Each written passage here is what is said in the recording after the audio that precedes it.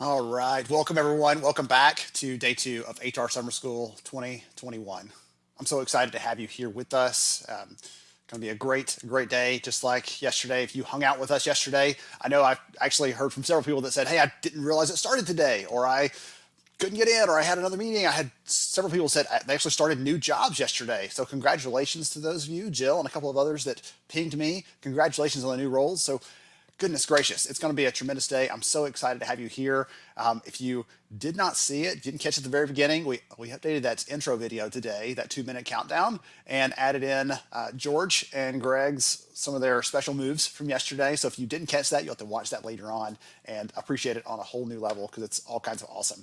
We're going to have them up shortly to talk with us. But first off, I want to give you really quickly a couple of quick announcements, things like that. Do some giveaways because we can. All right. And so we're going to do that. One thing that I'm going to ask you to do for me, as you're watching there, I've got the playback over here on another screen. As you're watching there, at the bottom of the screen, there's a button that says share. There's a little arrow on it that says share. If you're watching on LinkedIn Live, just hit that share button, post it out there, tell your friends that you're here at HR Summer School, make them a little bit jealous, make them have some FOMO because they're missing out if they're not here with us. All right, so let me share this really quick and talk through a couple things that we've got running today.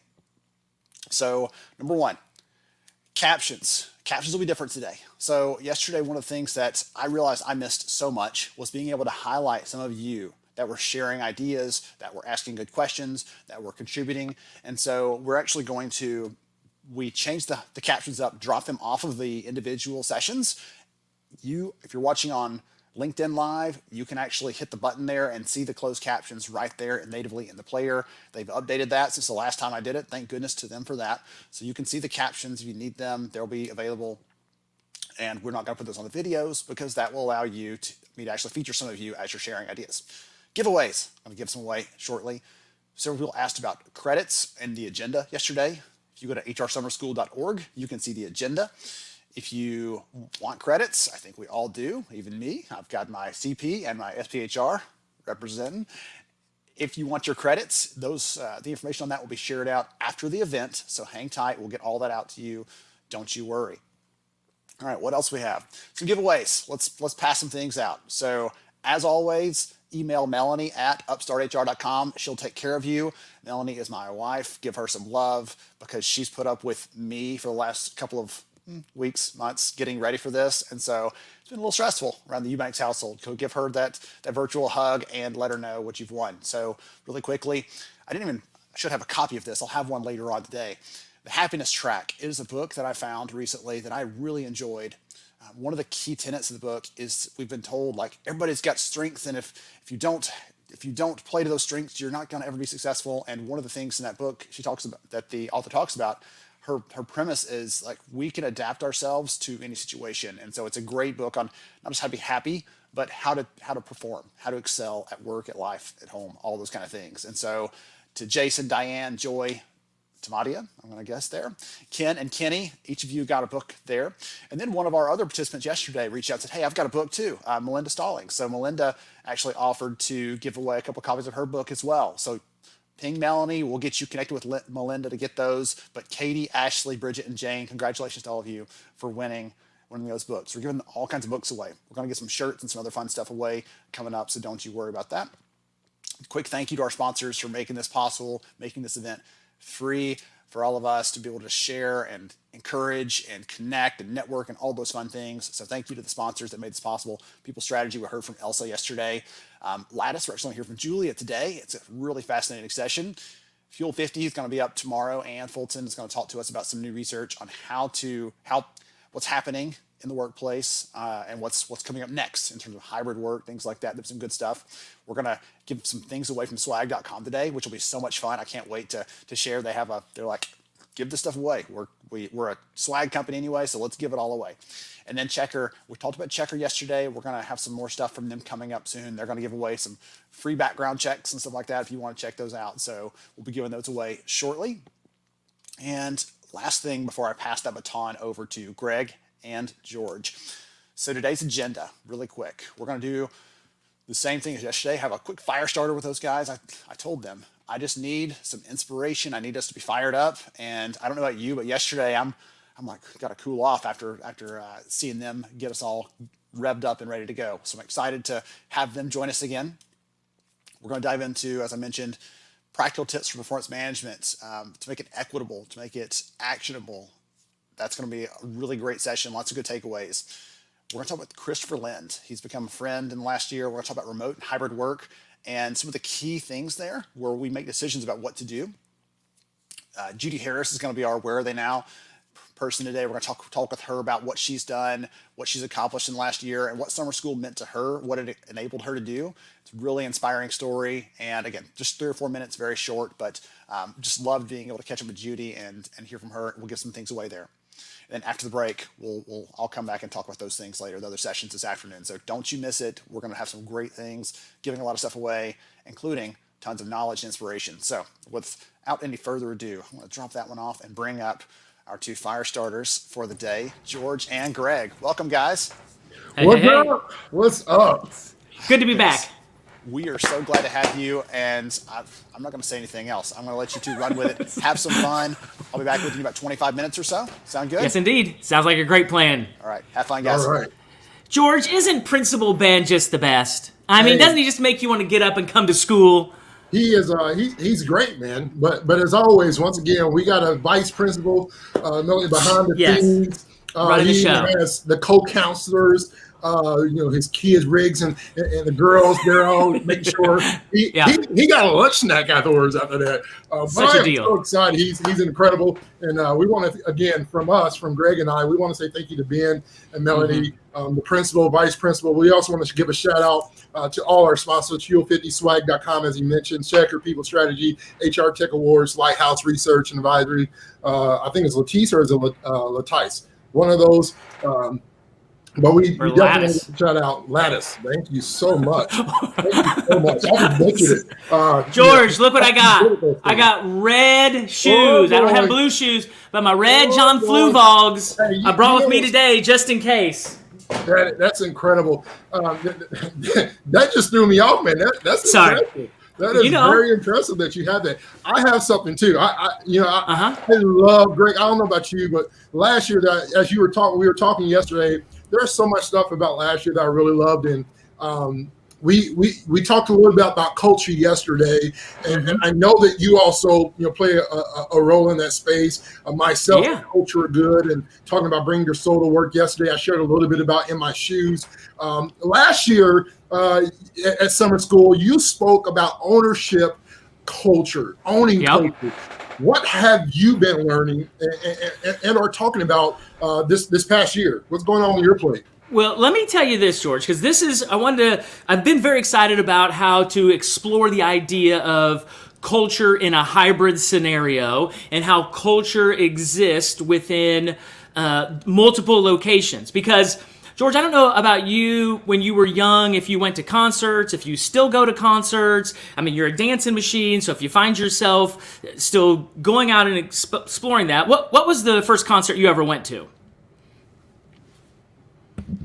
The first concert, I believe it was a Christian concert, but the first memorable concert, I snuck out with my cousins who were older than me, and I went to DMX concert. It was a rap concert, and I left very confused. This guy made me very excited. I'm jumping, and then he started praying, and I was crying, and I got convicted. But one of my favorite songs, I know you love music. Hey, now in the chat, let's do that. Concert. Drop your favorite concert, your first concert, or your favorite concert. I want to know, Greg and I want to know, what was your favorite concert? But Greg, this song right here.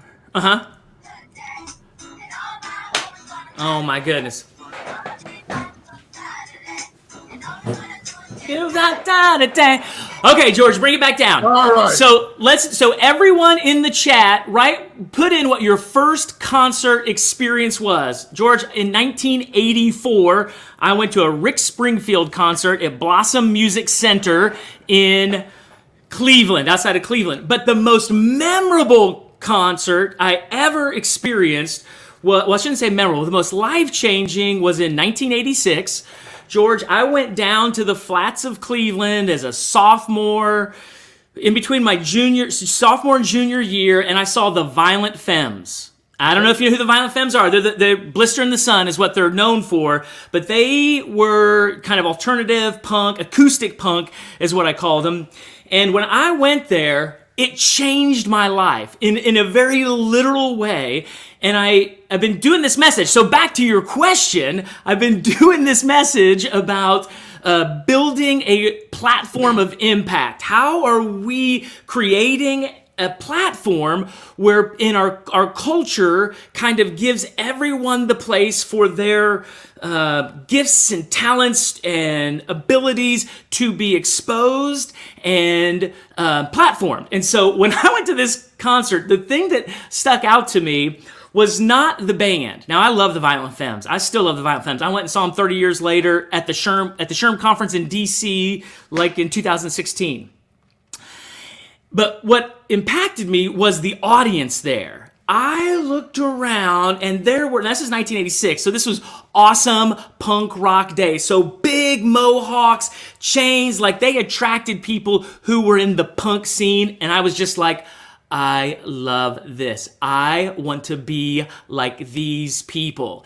And I went home and changed. I literally got dippity-doo, spiked my hair up. Matter of fact, I got a picture. Let me show you this picture that I threw in. That was my junior year. Look at that. Put a dog collar on and spiked my hair up and literally took on this whole punk ethos. I put a white band on that was just like my protest band. Whatever needed protest, I was going to do it because that's the way you rolled as a punk rocker back in the day.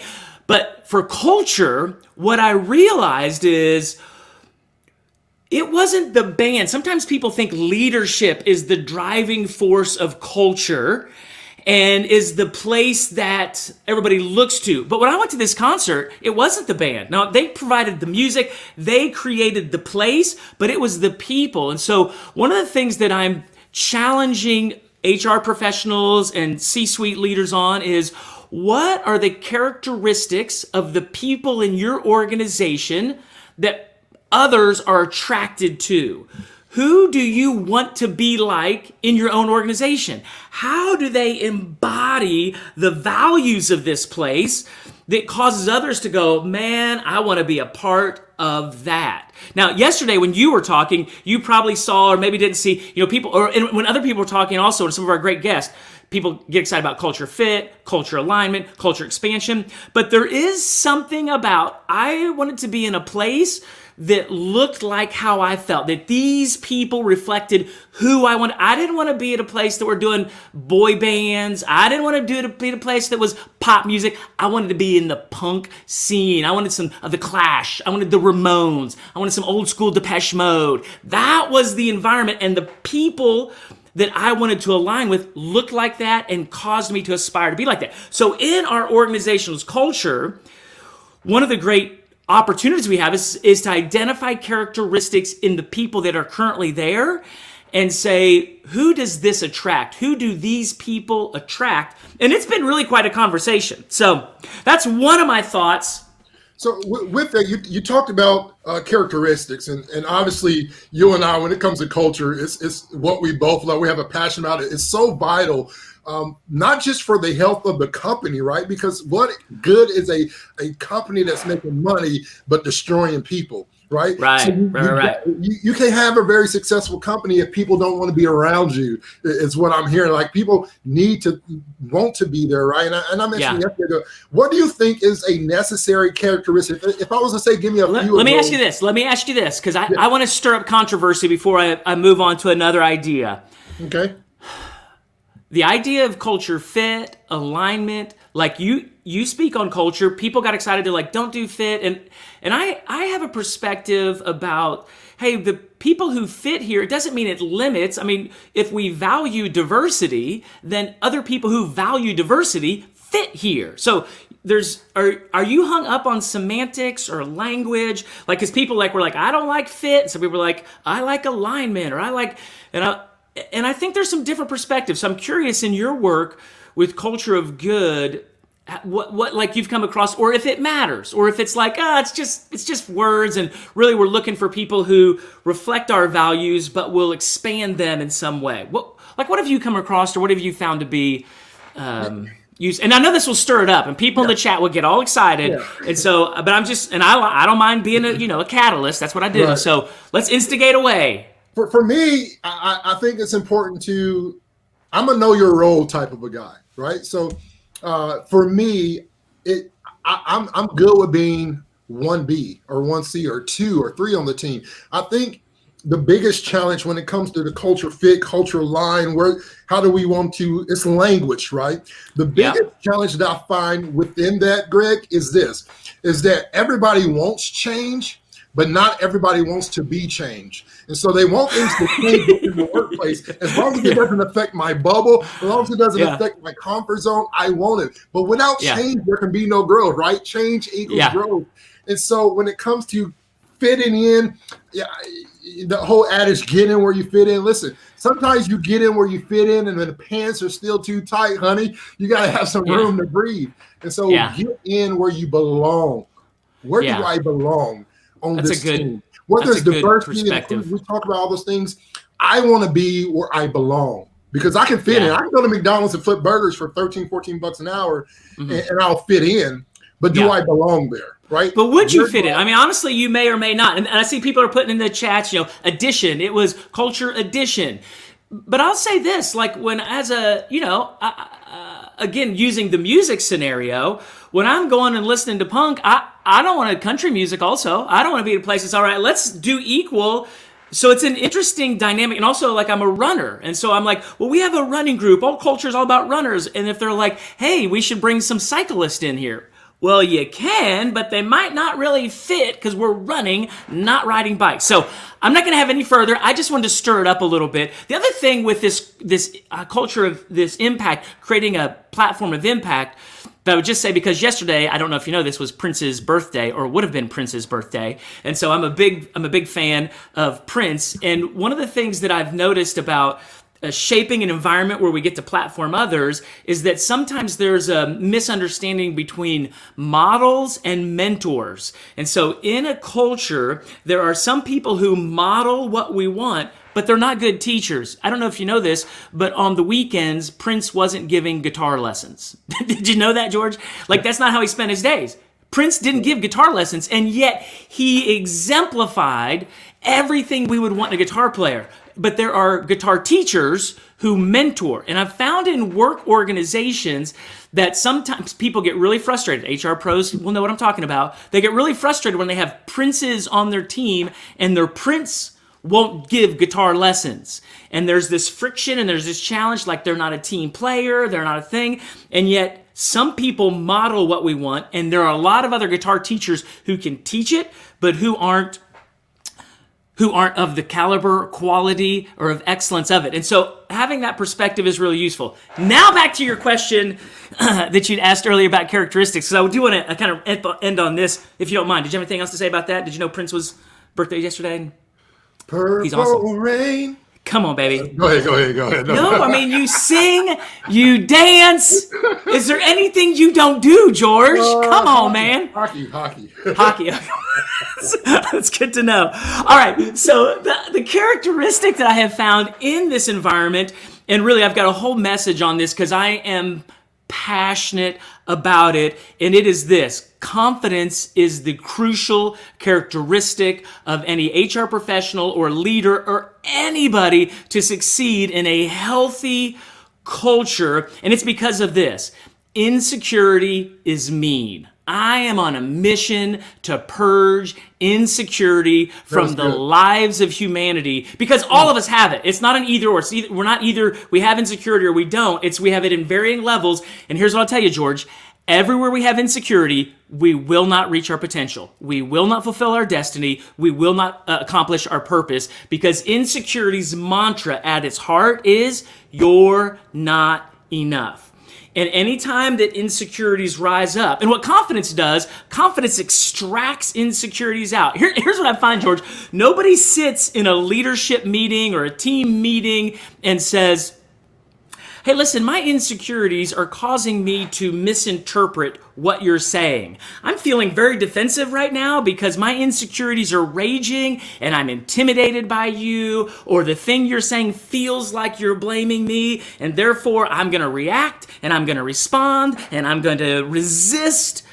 And what confidence enables an openness. I mean, we talk a lot about vulnerability and authenticity and all of that, but if you don't have a healthy confidence in who you are going to have an inability to succeed in your relationships, in your willingness to take risks. Because what insecurity does, and George, next week I'm going to do a whole thing on it that my business manager Sarah's going to put in the chat in just a second.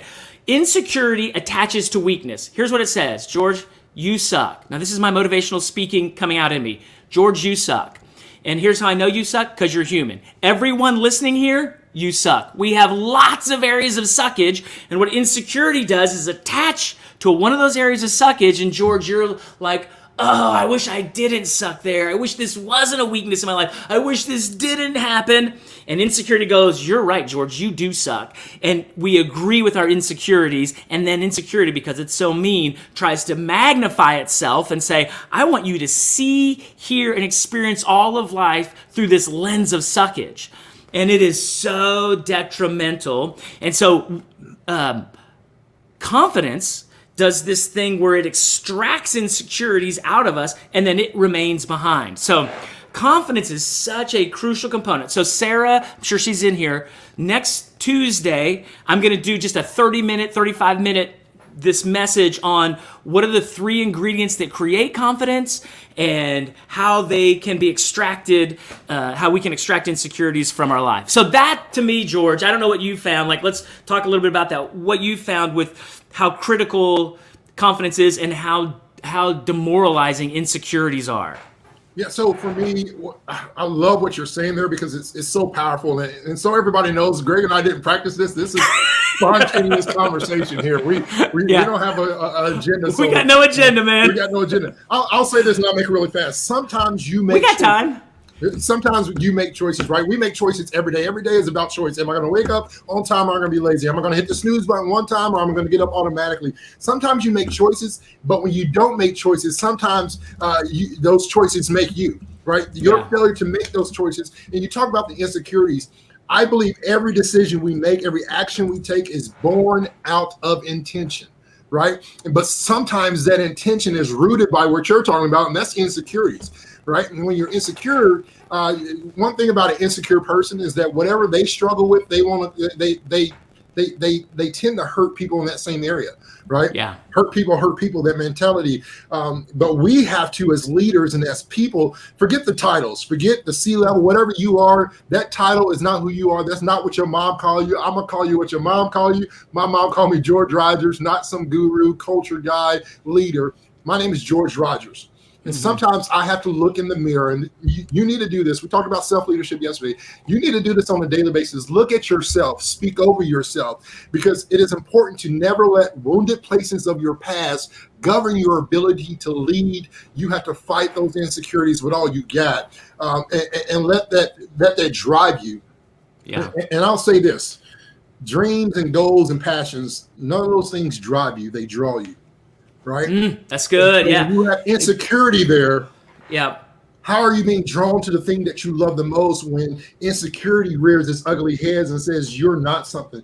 You need to be confident. Listen, I'm not saying be perfect. It's okay to not be okay. It's okay to struggle. It's okay to say, you know what, today I suck, but what I'm going to do to get out of this? Put a comma on that thing instead of a period and say, I'm going to continue to fight this battle. I'm going to fight this insecurity. Maybe your insecurity is speaking in front of a group. Maybe your insecurity is you don't have the confidence. You don't have the look or the feel of what everybody else in the business looks like as a leader. But whatever it is, you have to speak what you want and desire in your life to come to pass. Here's what I found, George. Like, really, one of the great challenges people have is acknowledging those areas of suckage in their life and being settled with, I'm going to suck there for the rest of my life. So it's not even so, because what people think is where they have weaknesses is where they can't have confidence. And what is entirely true is that you can have lots and loads of confidence even where you suck. And so it's this decoupling of insecurity, because if I have to make all of my weaknesses strong before I can have confidence, well, then I'm doomed. Then it's just like, I can't, because some of these things are just not ever going to change in my life.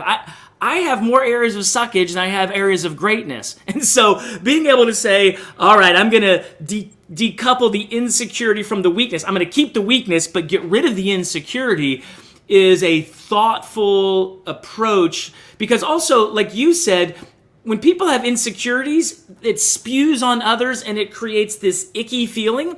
And I'm sure you've been around lots of people with confidence, people who have confidence like draw you to them. Like it has this magnetic, confidence is sexy. It has this drawing ability that is like, ooh, I feel more confident around confident people, and there's a reason for that. And so these three ingredients that make up confidence, there's a reason you and I, when we get around confident people, we feel better about ourselves. And that's why it's so critical on teams and in leadership and in organizations to have this kind of conversation, because it infiltrates every bit of communication. I'm sure when you talk with organizations, companies, like, what's your greatest challenge? Communication. And I'm like, maybe, or it could just be you got people with insecurities and it's all being filtered in a way that isn't allowing us to have these authentic conversations that we talk about because they feel so threatening. So next Tuesday, George, I'd love for you to join us. Sarah's put it in there. I threw it in there. I'm excited about unpacking this thing of confidence, because I think, like you said, it's the critical, crucial element, characteristic for people to have healthy cultures. You can't have a healthy culture if people are filled with insecurities.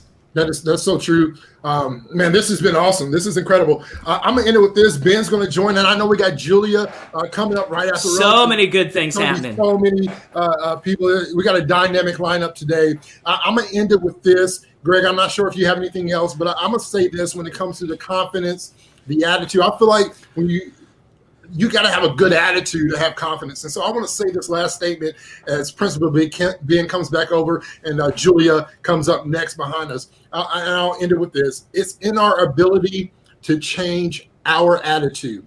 Let's change that word to insecurity. Change our blank, right? It's in our ability to change our blank when it's not in our ability to change our circumstances. When you can't change the circumstances around you, it is in your ability to at least change your attitude. It's in your ability to change your blank. Have that mindset for the rest of the week as you go on in life. When it's not in your ability to be able to change your circumstances, you can change your attitude. So good. Thank you so much, George. Great way to end. Ben is back! Principal Ben! Goodness, you two have no idea, but one of the key things... Put your dancing shoes on. You know what? I'm not wearing any shoes at all. I'm a barefoot guy. Well, at least you... all right. There you go. Telling the truth. So today's story that I'm going to play at the break, the Where Are They Now story, one of the things that she says in there was, like, I just had to decide that there are things that I couldn't control, and the things that were in my control, the things I could change, right, George, to your point, like the things I could change, I seized those, in her words, in the middle of all this uncertainty, seized those, and those became her kind of focal point until she got through the tough time she was in. So that's good. Goodness, this was so tremendous. Good. Thank you both, gentlemen. To everybody else out there, I'll tell you my area of suckage really quick. I'll just admit this. You only have one? Huh. Principal Melanie is not here right now. The one that's toughest for me is delegating, letting other people kind of take the reins for a little bit. And so if this was a good decision to let these two gentlemen take the reins, make sure and let me know in the comments, let them know in the comments that you appreciated it, because it was a big decision for me. So anyway, I appreciate both of you guys so much. You're incredible. We are grateful for your trust in us. George and I know that you trust us to do this, and so we are grateful for that. Thank you. Awesome. Wonderful. You two have a great rest of your day. I appreciate you both. Oh, wow. That was so fun. Fire starter, right? That got us all cranking and going for the day. So I'm so excited. I told you already, we're going to dive right into some of these upcoming conversations. I've been looking through the chat here, picking out people to call out for prizes in a little bit. Some of you, to give you, I won't even give you a preview yet. We'll tell you after a couple, when we have our break in a little bit. So we're going to dive right into the conversation with Julia from Lattice to learn more about equitable performance management, how to lead these processes, how to make them better. And one of the things that she and I talk about is the way we've done performance for a long, long time has not changed. We say, okay, we need to get better at this. We'll just do it more often, more frequently. We'll take this thing that managers hate, and we'll just tell them to do it more often. And right, that's going to be the solution to this, right? So we're going to dive into some actual ways to make this better, to make it more fair, to make it more unbiased, and all those kind of things. So let's dive into this discussion. I appreciate, again, Greg, George, great job, gentlemen, and let's dive into this next conversation. Welcome back to another session here at HR Summer School. I am so excited for this next conversation. So you know that we have on the agenda sessions around recruiting, things on training and learning and leadership and all those things that we know and care about. But one of the gaps in that conversation is performance. And so I'm excited to dive into performance and DEI and those kinds of conversations in the next little bit with Julia. So before I give away all the good stuff, Julia, welcome to the conversation. Glad to have you here. Thank you, Ben. So glad to be here. Absolutely. So we're going to talk about those things, and I can't wait to learn from you alongside our audience. But before we dive into that, will you take a minute or two and tell the audience about you and what you do at Lattice, please? Yeah, with pleasure. Should we start with the important things? Like, I love languages and writing. I'm a huge fan of scuba diving, even though I'm always cold, even in the tropics. And I'm a big fan of holism, which is to say being wholly human at work, which I think really fits in with the topic today of diversity, inclusion, belonging in performance management. So I have taken sort of a gradual path into where I am today, which is leading Lattice Advisory Services. I've been at Lattice for about a year, but I've been at the intersection of tech and kind of like the broader employee experience for about a decade. And I am sitting in San Francisco, and I grew up on the East Coast. So that's a little about me. Let me tell you about Lattice. Lattice is a platform that transforms how companies approach people strategy. And we connect performance management with employee engagement and employee growth in one unified solution that engages our end users and platform administrators alike. And our kernel of that platform really is performance management. That was where we started, and that's still the core of what we do, with all of those elements tied in together with it. Oh, I'm excited about this for multiple reasons, a couple different layers of that. But one of the reasons I told you before we started recording for all of the awesome audience here, by the way, before we started recording for them, I told you that in my past as an HR leader, performance seems like one of those things that's this puzzle that's hard to figure out. Someone gives you this, as a kid, I was like, I love the puzzles and things, but eventually you just get frustrated and put it down. And we don't have the chance to put this one down. And so I'm excited to get some tidbits of advice, some support from you today as we're thinking through this, specifically through the lens of layering equitable performance management into this. So it's not just do better, but how can we do better in an equitable way across the enterprise? Why is that important to have that equitable lens on performance? Yeah. So I'll take a quick step back and say, I think a lot of the other aspects of the people role that you mentioned really focuses on diversity, on the D of DEIB, right? Diversity is critical, hiring, retaining folks of different backgrounds, different genders, et cetera. But the hard work of DEI, not to say that diversity in and of itself is not hard work, but really there's so much more to it, right? Like once you get those folks through the door, equity, inclusion, and belonging that's like where the rubber really hits the road. And people processes are that. Like that's where you can really dial in on equity, inclusion, and belonging. And there's no process more important than the one that's attached to people's development and often livelihood, which is performance management. So that's sort of like the philosophical approach to why equity is important. But there's also data. The data tell us that equity and performance management is important. McKinsey and Lean In did a joint study recently, and they found that having a strong sense of opportunity and fairness were the biggest predictors of employee retention. And that's not just the retention of the diverse employees, that's retention across all employees. And another recent Glassdoor study found that 2/3 of workers held DEI as critical factors when considering when to join or leave a company. And that's not specific to performance management, but it is a huge aspect of it, as we already mentioned.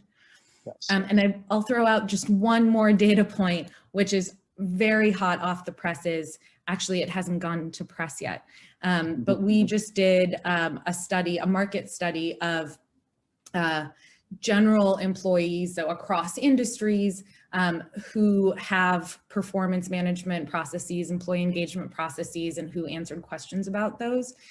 And I was both not surprised and not super disheartened, but nevertheless, it showed that the problems still persist, right? We have problems of equity along these lines.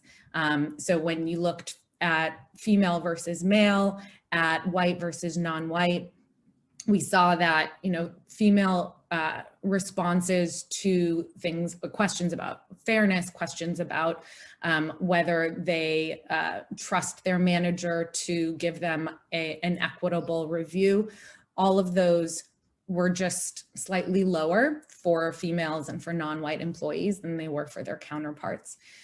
So we've got some work to do. You bringing that study up, which I can't wait to see, by the way. I'm a data nerd too. You don't know that about me, but now you do. I'm a data nerd. I love the numbers, not just for their own sake, but for the stories they tell and the potential solutions that they highlight for us. And one of the studies I wrote about a couple of years ago, so it's not even as new as this, but it's like, at least this problem has been around for a while, unfortunately, showed that when you look at an organization overall, the average company, some companies are different and better, and some companies are not as good. But the average company, it said in this research that men were getting feedback in similar volume to women in these companies, but men were getting feedback like, hey, Ben, you're not very good at X. Here's some tools and resources to go get better at X. Whereas women were getting feedback that said, hey, Julia, you're not very good at Y. You probably should fix that if you want to move up in your career. So like the volume is the same number of words are used, but in terms of the actual actions and the steps to actually solve for that, like, well, that's like so telling someone, hey, your car is broken. Good luck getting to the grocery store. How are they going to actually solve for that? So it's not giving them the tools to tackle it. So for the people listening into this, I think we would agree we're on board with you. So what's a practical step that we can take? What's something that we can do to make this a better and more equitable experience for everyone involved? Yeah. Good news is that Lattice recently partnered with a DEIB consultancy called Peopleism, and we went through kind of step by step, what does the performance review process look like, or performance management in general. And we identified those specific elements that you as the audience, HR professionals can actually have an impact on. And so the first one that I'll mention, and there's a number of those steps that you can take listed in, I think we're going to talk about the existence of this ebook eventually. So yeah, absolutely. Yes, we're going to offer that as a resource. But I'll just list a couple that really stood out to me, some surprising, because the first one is actually self-reviews. It has to do with self-reviews. I've always thought, self-reviews really important to get in front of the manager, because the manager doesn't even remember what happened, right? Well, that's kind of the point, that when the manager receives a self-review before they have a chance to write theirs, that creates anchor bias. But what they're anchoring on is variable according to, it turns out, the gender of the self-review writer, because it turns out that men are actually better at self-promotion than women are. We know this from loads of other studies, but it's true in this case too. So serving up those self-reviews, actually, you're like, the person on the receiving end may be hurting themselves by not promoting themselves enough. And they, of course, don't have the context for that. So, you as an HR professional, the easy fix for that is don't let them be available for managers before they write their own reviews, and then have them be available more as a resource for that conversation. Let the self-review be more of a reflection on where the employee wants to go versus an assessment of how they've done. I know for a lot of organizations that's hard to do, but at the very least, my big takeaway for our clients specifically was to really just put the ordering of the writing and the receiving in a different direction. I love that, because I was actually going to ask you, like, give me some actionable, practical things, because everyone listening, it's like, okay, again, I'm on board with Julia. She sold me on this idea. We know that this is a problem, but again, it feels like that puzzle gets solved. How do you actually, you're unlocking pieces of that as we go along. So do self-reviews. Those aren't bad inherently, Right. but the process in which you kind of unveil those can affect dramatically how that manager responds. If they see a woman who in general, again, research shows are not as good at promoting themselves and talking about how great they are, even though they are amazing, they may not rate them as highly, even though they're doing tremendous work. And fun stuff. Okay, I love that one. All right, so one of the other things you mentioned the ebook. I've had the pleasure and the joy of actually going through that already. So I have kind of a preview of some of the key things that you're talking about in the research. We'll make sure to pop that in the chat right now, by the way, so everybody, you can go and get that and download that book if you want to see it and get more things like Julia is talking about here. And one of the other things you talk about in there is areas of focus, right? Or areas of focus, and talk about that and how that's different from, again, how they're normally done, how the common process of performance is run, and how it can kind of level things out.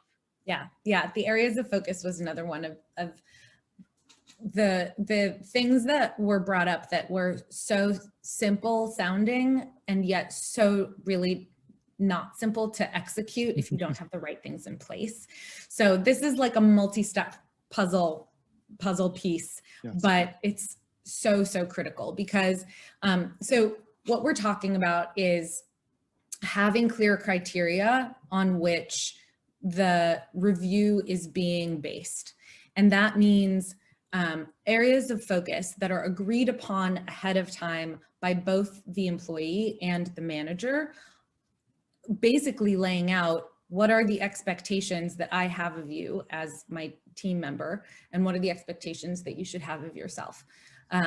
And this, it combats two different tricky situations. Okay. One is that it requires the manager to actually focus on the facts and the aligned upon expectations that they've already set out. So the outcomes of this person's work. And that's important because women on average, according to a Harvard Business Review study, they're 1.4 times more likely than men to receive feedback based on subjective criteria like personality. So we combat that by ensuring managers have objective criteria in the form of these agreed upon focus areas.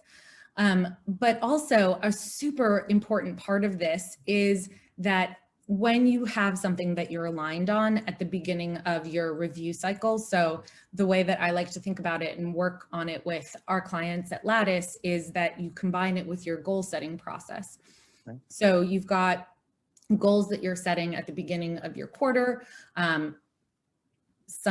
Oftentimes these review cycles are 6 months, but you align on goals, then you align on goals again. But these are the things that you're going to have in your review at the end of that 6-month cycle.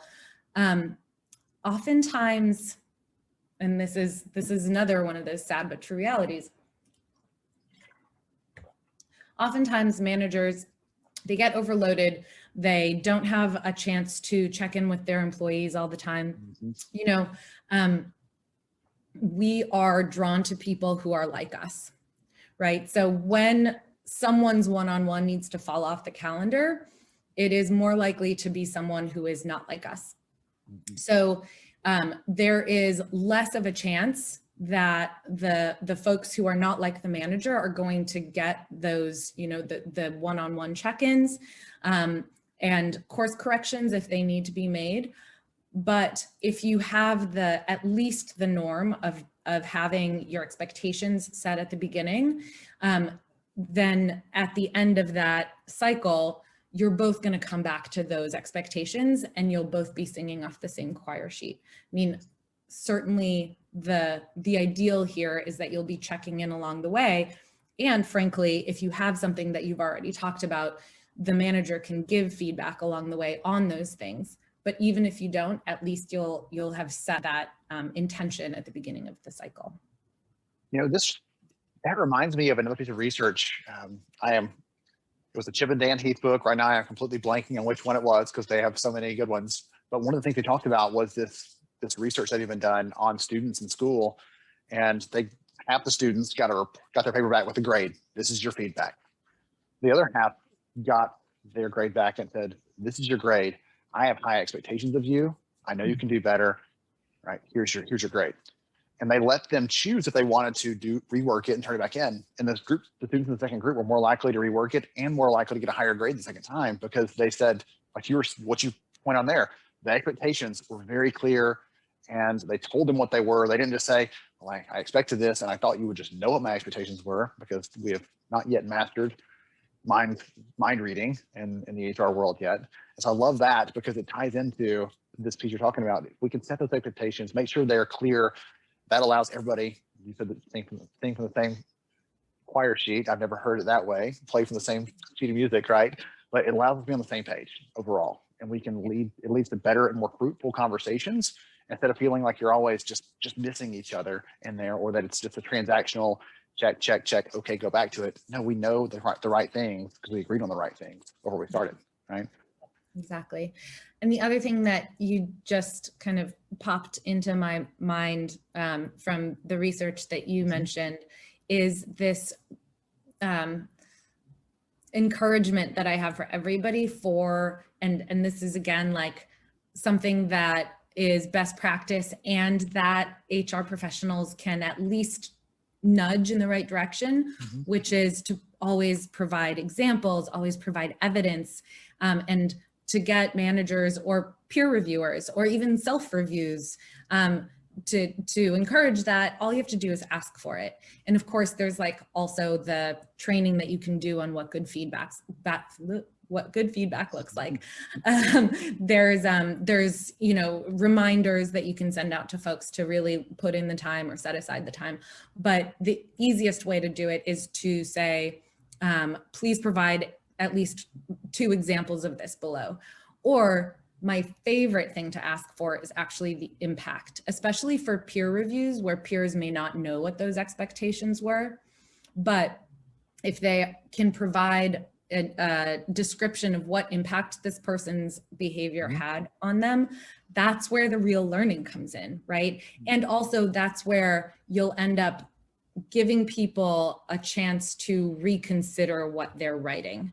Because if they can't come up with examples, or if the example is, like, oh, well, she was rude to the client, and leave it there without expounding, if you ask for, please provide the impact, the person writing this review might say, I actually don't really know what negative impact there was, and would realize that, in fact, like the hug that she gave to the client may seem rude to this person, but it actually created a great opportunity for bonding.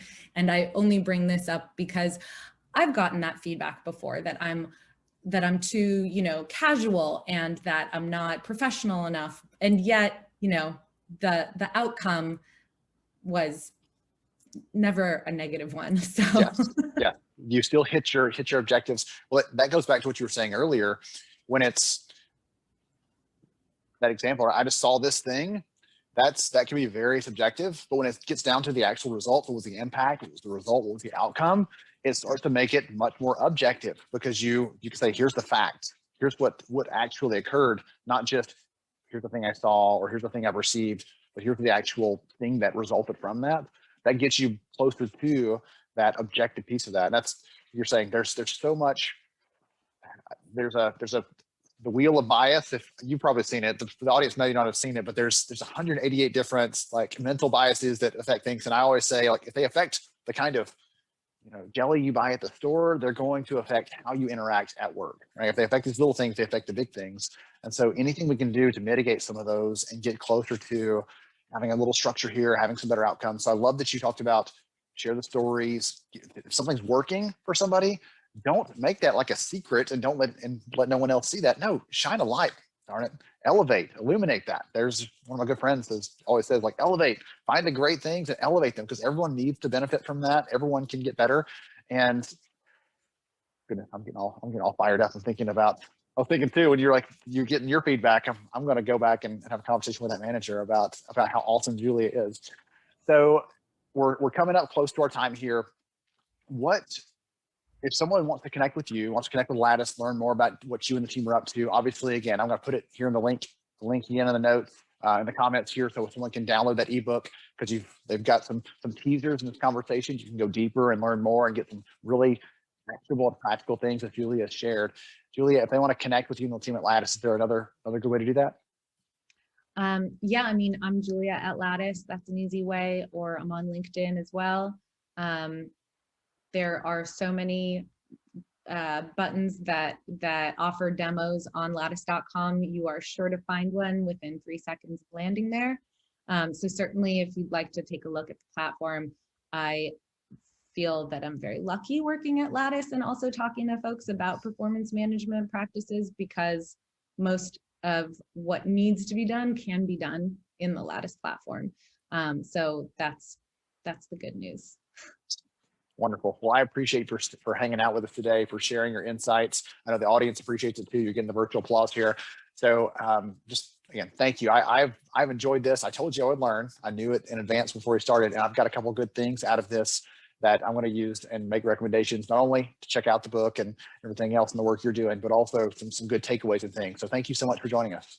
I so appreciate you, Ben. And you also taught me plenty too. So two-way street. All right. Awesome. Thank you again. To everybody else, hang tight for another session of HR Summer School coming right up. Goodness, I hope you enjoyed that conversation with Julia. I told you before we started, the thing that was most exciting for me is if I sat all of us down, it'd be a big room, right? There's 500-600 of us right now.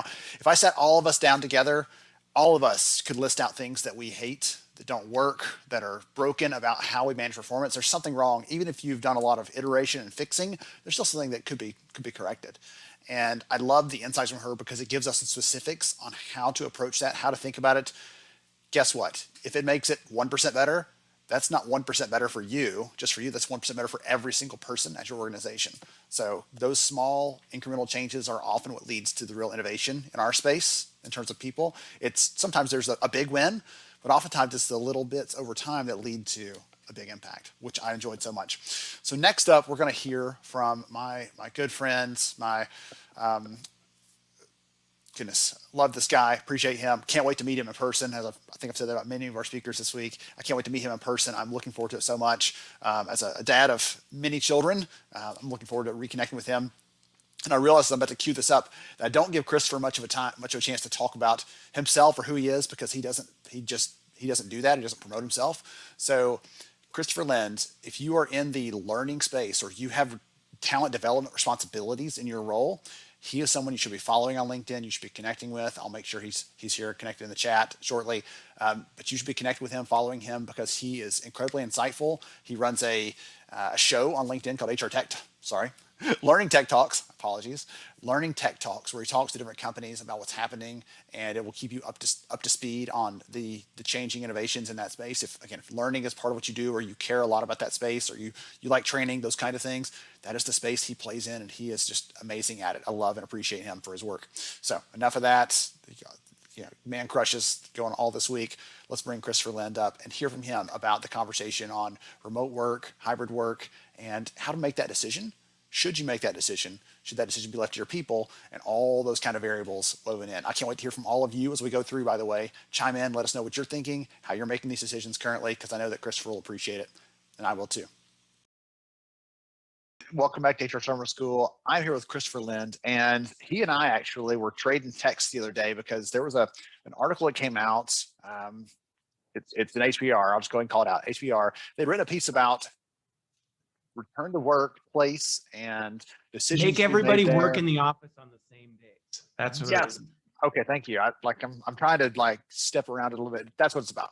And so he and I kind of were chatting back and forth about this because he and I have very strong opinions on whether that's correct or not. And Just a little bit. the big question there, the big question it raised for me was the article.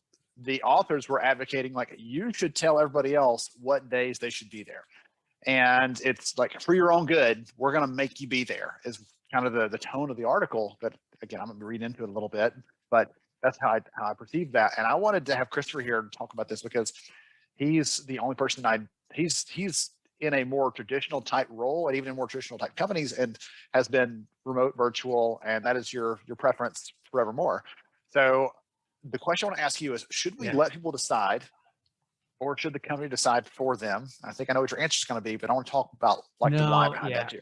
Well, you know, what's interesting about it though, and that I do think I think it comes from a good place sometimes. Some of these things where it's like we're trying to figure out how to get people to connect and clap, and we're seeing these written, and we don't really know what to do, and we go back to our comfort zone. It's like, let's pick a thing that seems to make sense, and then let's just make everybody do it, you know, and it just never works well when you take that approach. So I think that's in short, my answer is I understand where, and I've been in discussions about this very, very topic where it's like, well, how do we do hybrid and maybe we just make everybody come in Tuesday through Thursday and they work from home Monday through Friday, and then we just make that a universal policy. And I'm always the one in the meeting like banging my fist being like, no, don't do this. You cannot force everyone into a mold and expect it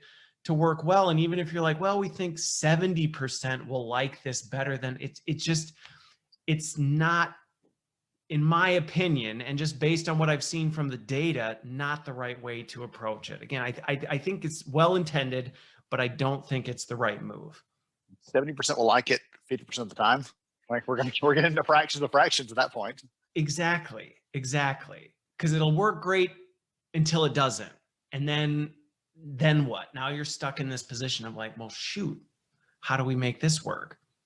So the reasoning behind it was, again, come from a good place. I've kind of beat up on them a little bit, but they come from a good place. Like, for example, the research shows that when you are working remotely versus this contingent that's in the office, sometimes those remote individuals have a hard time, right, getting promoted, getting advancement opportunities. And one of the lenses on that is for gender parity at leadership positions. We don't want to have all of the women working remotely and all the men working in the office, and suddenly we find out that across the top level of leadership, there's only one woman out of 20 people up there.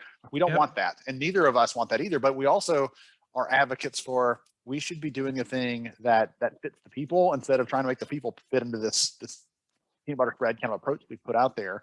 So how would you respond to that piece of it? Because that's the world you live in, right? How do we develop people? Yeah, I mean, it's true. And the risks that the article brought up are legit. Proximity bias is a thing. People are more comfortable with the people they're around all the time, which you can't ignore that and just go, well, we're just going to not pay attention to this and we'll just kind of leave it and hope it fixes itself. Because that's what we've done for how long, and look where it got us. Like it didn't work the other way either. You know, I think some of the things that we have to recognize is there is a different skill set. There's a different skill set. And I think this is one of the things. There's some work, if you're really going into this hybrid thing, which you should. My opinion is you should. If you're not, you're going to be having a hard time finding talent. That is just a no-brainer. If you think you're going to just snap back to like, nope, we expect everyone here 5 days a week. Good luck in hiring. Those people need a hug right now if that's going to be right. But there is this different skill set because people need to have awareness. And going back to the gender topic, you know, one of the things, if you look at some of the data, one of the things that women have historically struggled with sometimes is just that they don't always get direct feedback. They're not always told, hey, if you're going to be remote, FYI, you're going to have to do this, or you're not putting yourself out there or being quite as vocal and making a presence. They aren't given that feedback. And so that's one of the things that we do have to be more aware that, hey, folks, if you're remote, you have some additional hurdles that you're going to have to climb to make sure that you don't just become in the distance.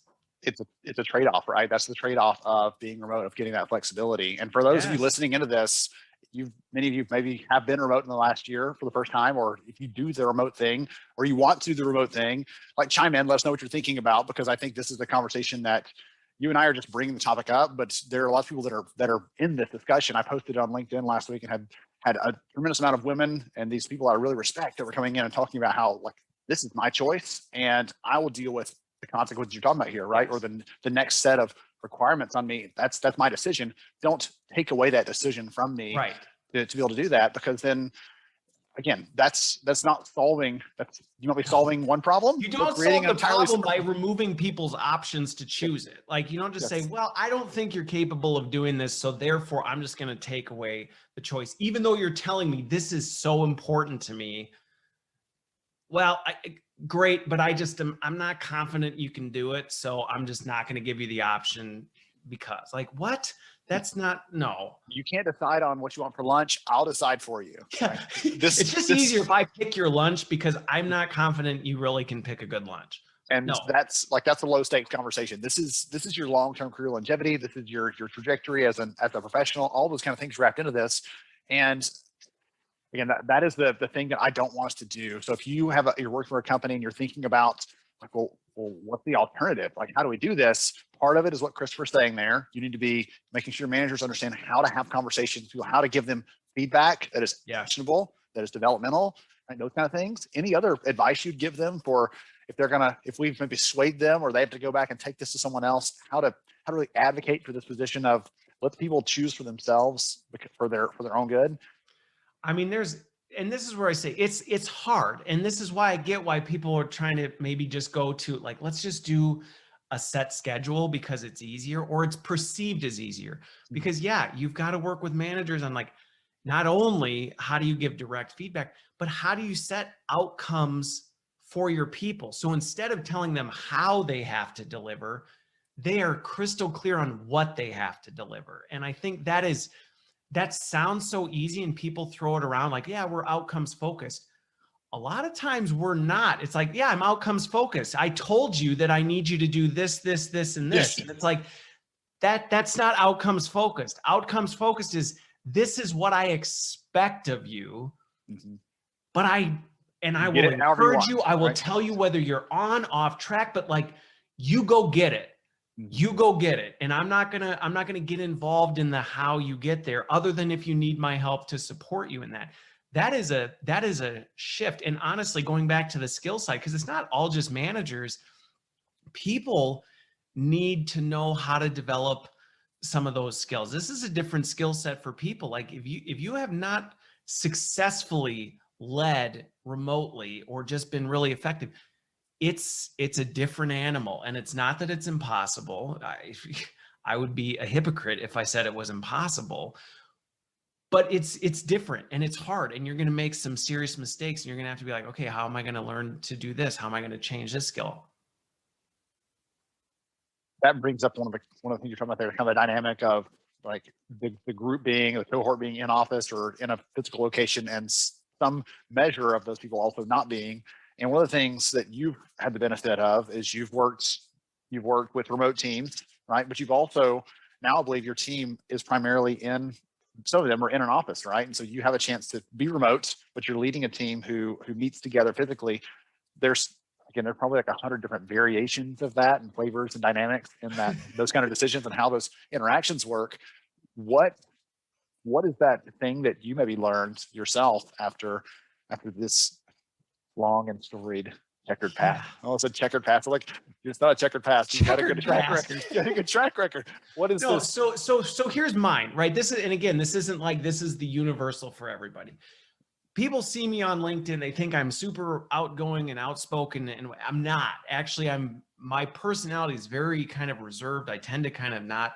I'm fine with being that person who doesn't speak up in a meeting and just kind of sits back and listens to the conversation and never says a word unless I really have something to add. And one of those, I was told, and this had nothing to do with remote anything. I remember one of my mentors was a COO at the time, and he's like, you've got way more potential than I would ever know because you never open your mouth, and you need to know how to interject, not talk over people, but how do you interject and make, yourself known to the organization.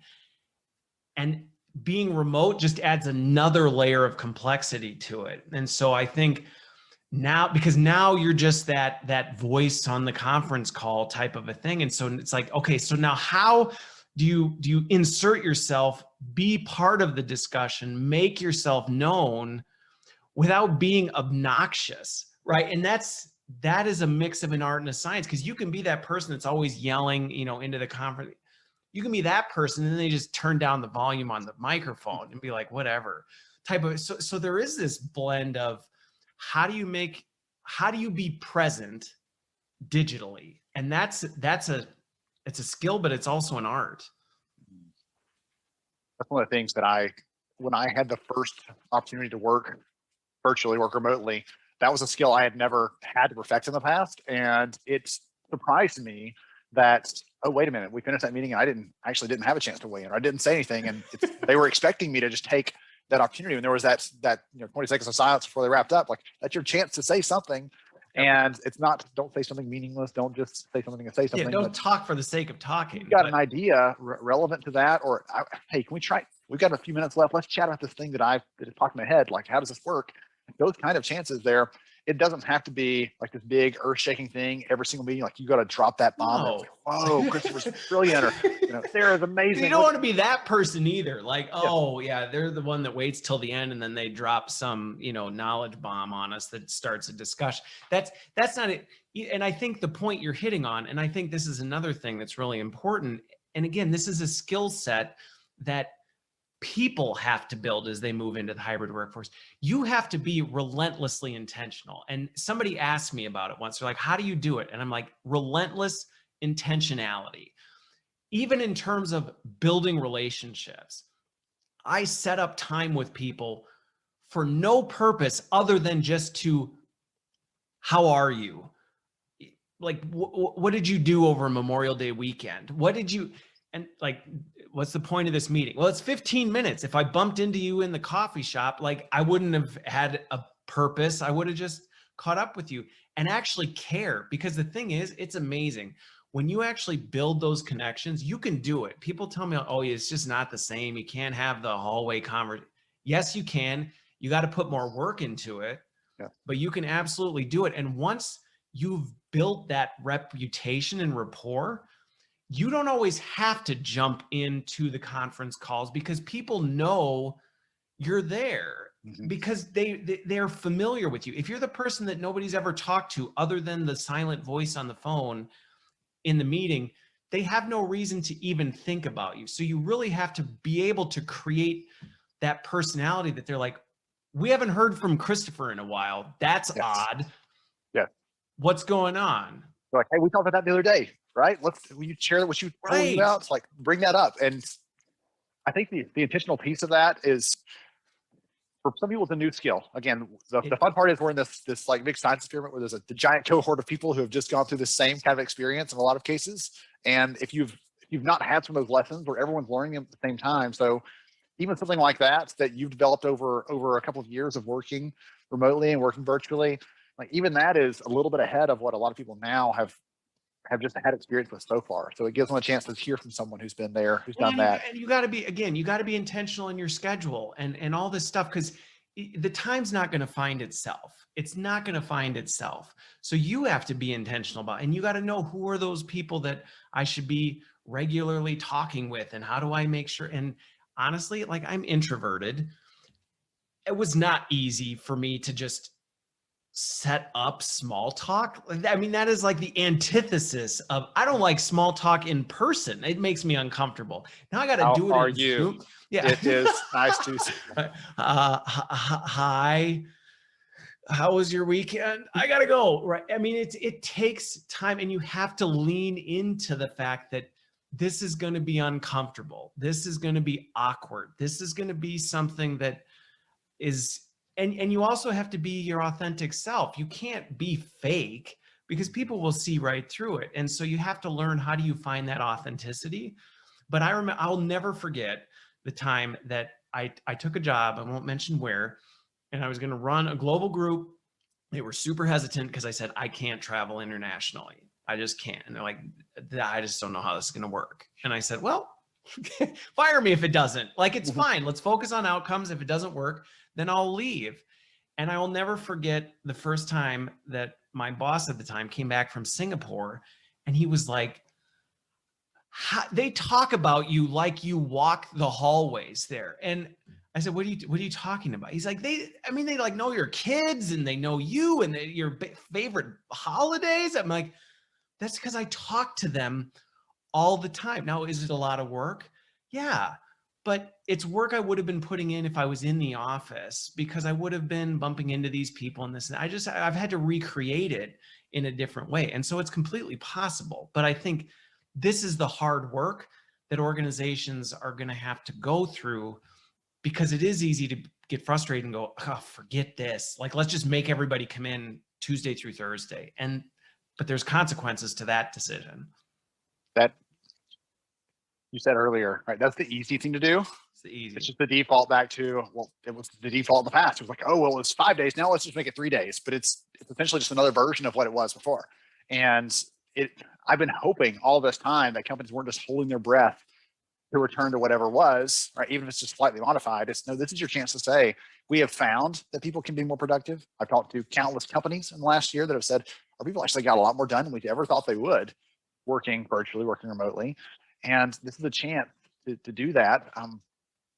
There's one more quote I was going to throw at you that you would appreciate. There was a book I read a year or two ago, and one of the key tenets in there was, don't micromanage the work, micromanage their career, right? Make sure you're focusing on their career, helping them grow, giving them chances to chime in, reminding them, hey, Christopher, I think you have some good thoughts on this. Would you be willing to share them with the group? Like, as a leader, that's the things you should be doing to bring out the best in individuals.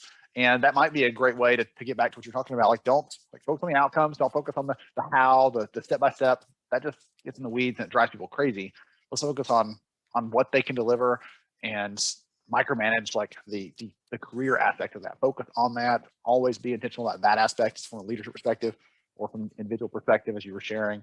And that's going to lead to the best outcomes, I think. Yep. Completely agree. You're so hard to get along with. Okay. So I jumped right into the discussion today. Christopher Lynn, I've known you for going on a year now. It's been an amazing year, by the way. So much fun getting to talk with you and share with you and learn from you. If someone wants to connect with you, what's the best way for them to do that? I think all my contact info is on LinkedIn, and I'm on LinkedIn a pretty fair amount. So that's usually the best way for people to find me. Thank you so much again for jumping back in, for sharing some of these things. We had actually put together another part of the content, and this thing came up, and I was like, we can't not talk about this because it's a conversation everybody wants to talk about. Well, and creating content is our sweet spot. So why not? Let's just jump on and do it. So awesome. Thank you again. Appreciate you. To everybody else, hope you enjoyed Christopher. Give him some love in the comments, and we'll be right back. Man, as you can tell why I appreciate him and his insights. Not only is it easy to make him laugh, which we have a lot of those, but also he has some amazing one-liners, great insights. Someone said we've got to get relentless intentionality on a t-shirt. I've made a note to talk to Vice Principal Melanie about making that happen. I think we could probably pull that together. So much fun. It was actually, what's fun for me is we put the agenda together about a month ago, not having any clue what the exact conversations were going to be for our speakers. And so to hear some of the things that came from the conversation with Julia flowing into the discussion with Christopher, right, about how to do some of those things, how to be there, how to be present. Some of the conversation this afternoon, or I guess in the next hour or so, it's going to be even more focused on being a leader and being someone that people want to actually follow. So let's dive in. We're taking our quote unquote break really quick. I'm going to post something over in the chat really quick that a giveaway. So I mentioned this earlier. The team at swag.com, they're one of our sponsors this week. They're, again, making this possible for all of us. They actually are giving away, they've got 100 or so, I think, items, maybe even more than that. So get in. There's a limited number of them. So jump in. You can order one of those things, shirts and or cups and all kinds of fun stuff. Obviously, they do swag. So if you're thinking about connecting with your people, we're actually we're talking about doing a session on this at some point in the near future to talk more about this, because our research, we actually did some data gathering this spring on recruiting and priorities and what's happening in the world. And one of the things we asked about was onboarding. If you are virtual, and I know many of you have said in the chat, like, we have to be there physically, so this is not changing, but if you're virtual or if you have a hybrid model, how are you engaging, connecting with those people? And one of the ways that companies said they were doing that is by sending something physical to the people to kind of create some sort of connection there. More than just an email or a phone call or a Zoom meeting, like, how do we create a point of connection with them? And so they're sending out things, just kind of a welcome kit or a care pack, or whatever else. And what's fun about that, last comment on this, what's fun about this, not only do they get that, you get those benefits, but you've probably seen too on LinkedIn where some of your friends, some of your connections have posted saying, I just joined this company and look what they sent me. And they kind of post their stuff as their way of announcing they're going to be starting on a new company. So it's kind of a fun branding thing too, to get some exposure and talk about what you're doing. Quickly, some quick giveaways for some of the people this morning that have been super engaged and connected. Haley Smallwood, Paige, Jennifer, Wendy, Keith, all of you were chiming in, chatting this morning during Greg and George's session and some of the other content. So ping Melanie at upstarthr.com, or just get with me, whoever you need to, and we'll make sure and get you a prize. So really quick, we're going to play a 3 or 4 minute short abbreviated conversation I had with Judy Harris. So Judy was one of our attendees last year. She actually, if the name sounds familiar, she actually won a package from HRCI for her GPHR. That she won a free kind of a certification exam, and she used it to take her GPHR last year in the middle of the year. And guess what? At the very beginning of this year, somewhere around that time frame, she started at a company taking on a new global role in HR. So we'll hear from her about what summer school meant to her and how it fed into that new opportunity and what she's doing now. So 3 or 4 minutes on that, and then we'll come back and hear from some of our other amazing speakers this afternoon. Actually, my team is looking forward to the meetings for HR Summer School. So I've recruited a bunch of my team members. So talk about what you do now. Finding the right role was really more important to me, just where I'm at in my career. I wanted to find the right fit and the right company. That was more important to me than just finding another job. Yeah. It was a nice way to kick off the year. 2020 was a year I'd like to say go down in the books, but it happens for a reason, because things weren't coming along. I don't have a job, so I might as well continue my learning journey. And that's when I had just applied for the GPHR, and then your summer school program hit, and you graciously awarded me the HR scholarship. So I thought, this is fate. And then I thought, I can't let you down, Ben. I have to pass this, which I successfully passed in September of 2020. What's helped is I felt like it's helped me stay relevant. It was just nice to continue to learn and continue to feel like I was staying relevant. Even I was controlling what I could control, in a sense. Lots of things outside of that control, Yeah. and especially last year for a lot of people, but controlling what you can, using that time productively. So tell me more about the work you're doing. So I am working for a global organization called Orlicon. They are a number of different industries. They do coatings, they coat dental tools. They're in the South. It's very automotive, aerospace. We will be doing a lot of the coating for jewelry, although that's global, that's not in the US, but the global organization is in the US, Latam, Asia, Europe. And I really felt like it has helped me. It's given me a different perspective on the opportunity to work for a global organizations, being on meetings at 6 a.m. with Germany or China, understanding and learning the different cultures of different individuals. And that's been really exciting. So the opportunity to get back to work is one thing, but the opportunity to really feel like I'm really making a difference in what I'm doing, I think. So from an actual job title perspective, I'm titled as an area head of HR shared services. So again, thinking that you're dealing with all of the HR transactional work that is tied to this role. So HR administration, HRIS, payroll, and benefits, for example. So all of the transactional work that resides in the U.S. opportunities for these 5 legal entities. So from an actual job title perspective, I'm titled as an area head of HR shared services.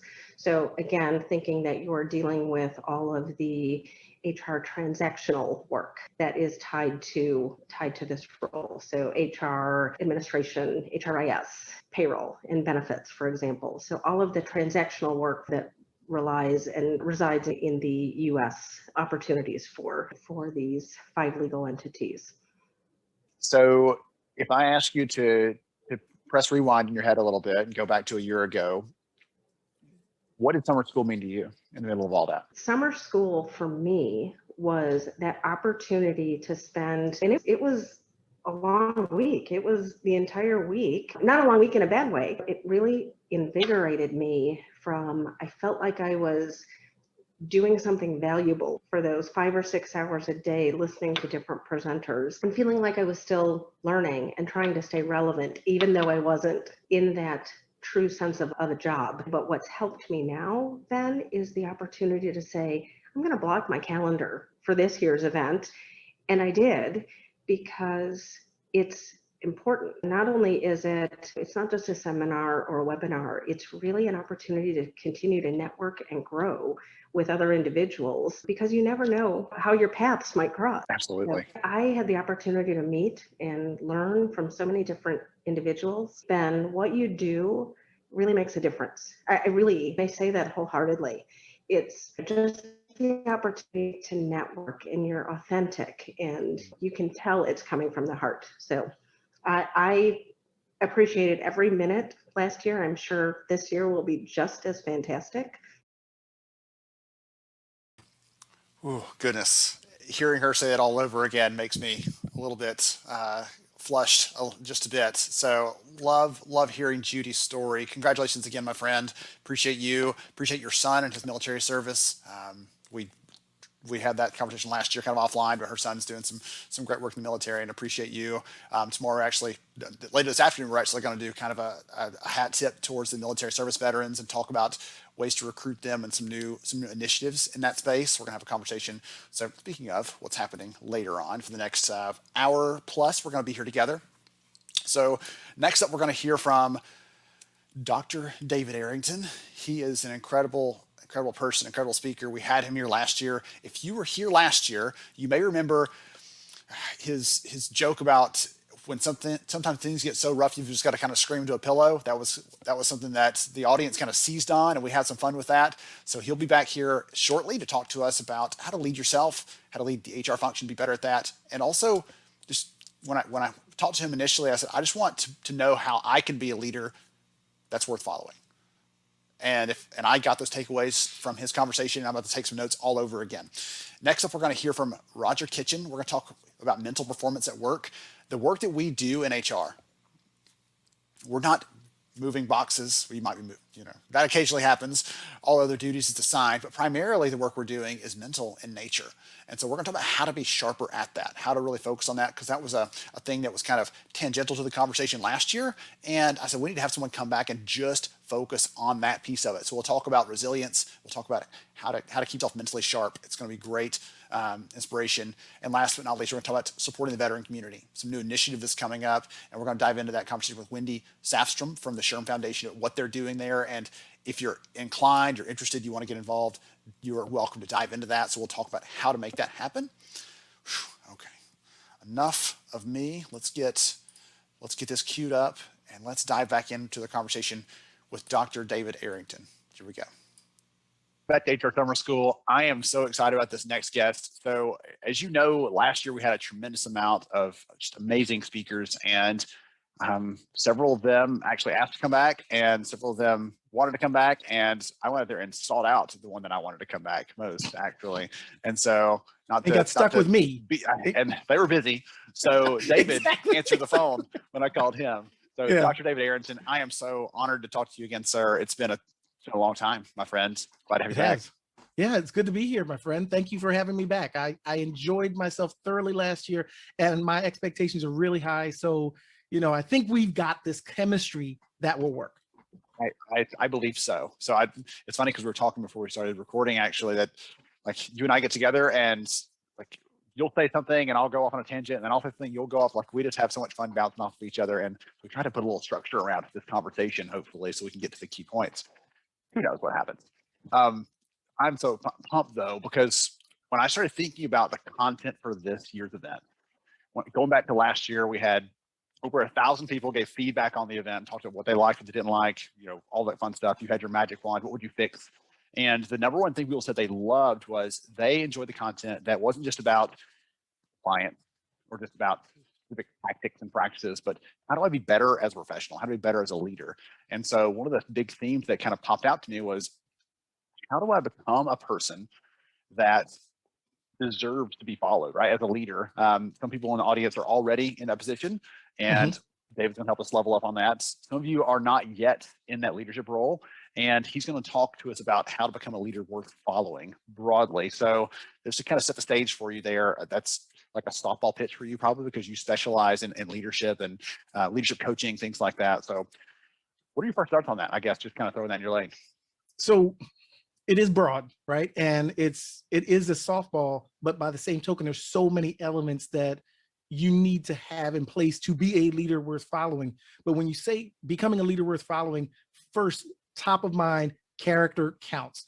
No one will follow you if they do not trust you.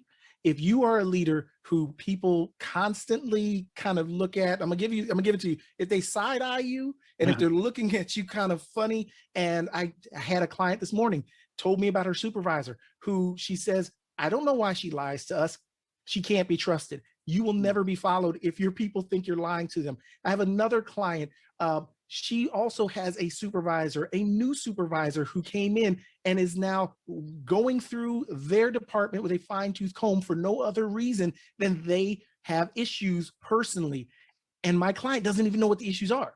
So guess what? That undermines trust. It undermines your ability to be followed, because leadership is not a title. Leadership is a privilege, and it's fundamentally a relationship, and both parties have to opt in. Even if you have a title, the people on your team still have to buy into you. And if they never buy into you, then guess what? You're out for a walk. You're out for a stroll all by yourself. You're not leading anyone.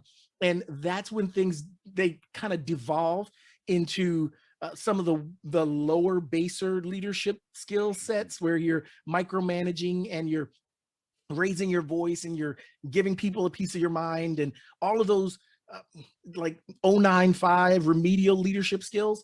Those skills show up when you as a leader fundamentally sense they're not following you, so you feel you have to kind of strong arm them or wrestle them or flaunt your title. And when you do that, actually does the opposite. It makes it worse for you, and people continue to opt out, and they continue to stop trusting. They continue to stop following until it becomes evident that you are the problem, and your supervisors end up having to move you. So when it comes to becoming, see, I got caught between comes to and becoming. So I was like, okay, but we're here now, right? When it comes to becoming a leader that people want to follow, you cannot ever rely on a title. You can't rely on organizational power. You have to develop that trust base with your people, because at the end of the day, they'll run through brick walls for you, or they'll let you fall down flat. And that all depends on the relationship you've cultivated. There are so many good things in there. One of the things that sticks out to me, one of the best leaders I've ever had the pleasure of following, he spent his career in the special operations, and now is a CEO, where I was able to meet him and was completely like blown away by his whole story, everything else, and like a case study and just great leadership. One of the things that he told me was they would go through when they were training together, that whole like trustees that you're talking about here, Mhm. they would go through this exercise again and again and again. And he said it would come out at the end. They'd sit down together. They'd talk through what worked, what didn't work, and they would kind of, if you messed something up, they would harp on you a little bit, because like we can't have that. We can't be like second guessing that, or not knowing if you have your lane covered when we're going out here, because this is, in their sense, it's life and death. For us, most of us, it's not that high stakes in the world of HR and business. At the same time, though, if your people are going out there trying to do their work, whatever that work happens to be, and they're not sure if you have their back, if you've got them covered when things hit the fan, essentially, like that, they're never going to be able to give their best, because they're always going to have one eye watching their back, because they don't think that you're going to do it for them. Yeah, and just to continue in the same vein, because I can come up with illustration after illustration after illustration, but one that I learned when I worked with the military was they talk about top cover, because that's a very important element, right? So if you take my ideas, right, if Ben Eubanks and I have a great conversation, and then you take my ideas and tell your boss like they were your ideas, not a good thing. You're going to undermine my trust. I'm not going to talk to you the same way. Furthermore, right, if we have something going on and things go wrong with the team, and then you, Ben Eubanks, go talk to your supervisor and say, you know what, guys, I have no idea what happened. I'm doing my best, but you just gave me garbage people. These people just don't do it. Yeah, you're pointing fingers at everybody. That's called top cover. When you go to your supervisor, your job is to say, yep, it's on me.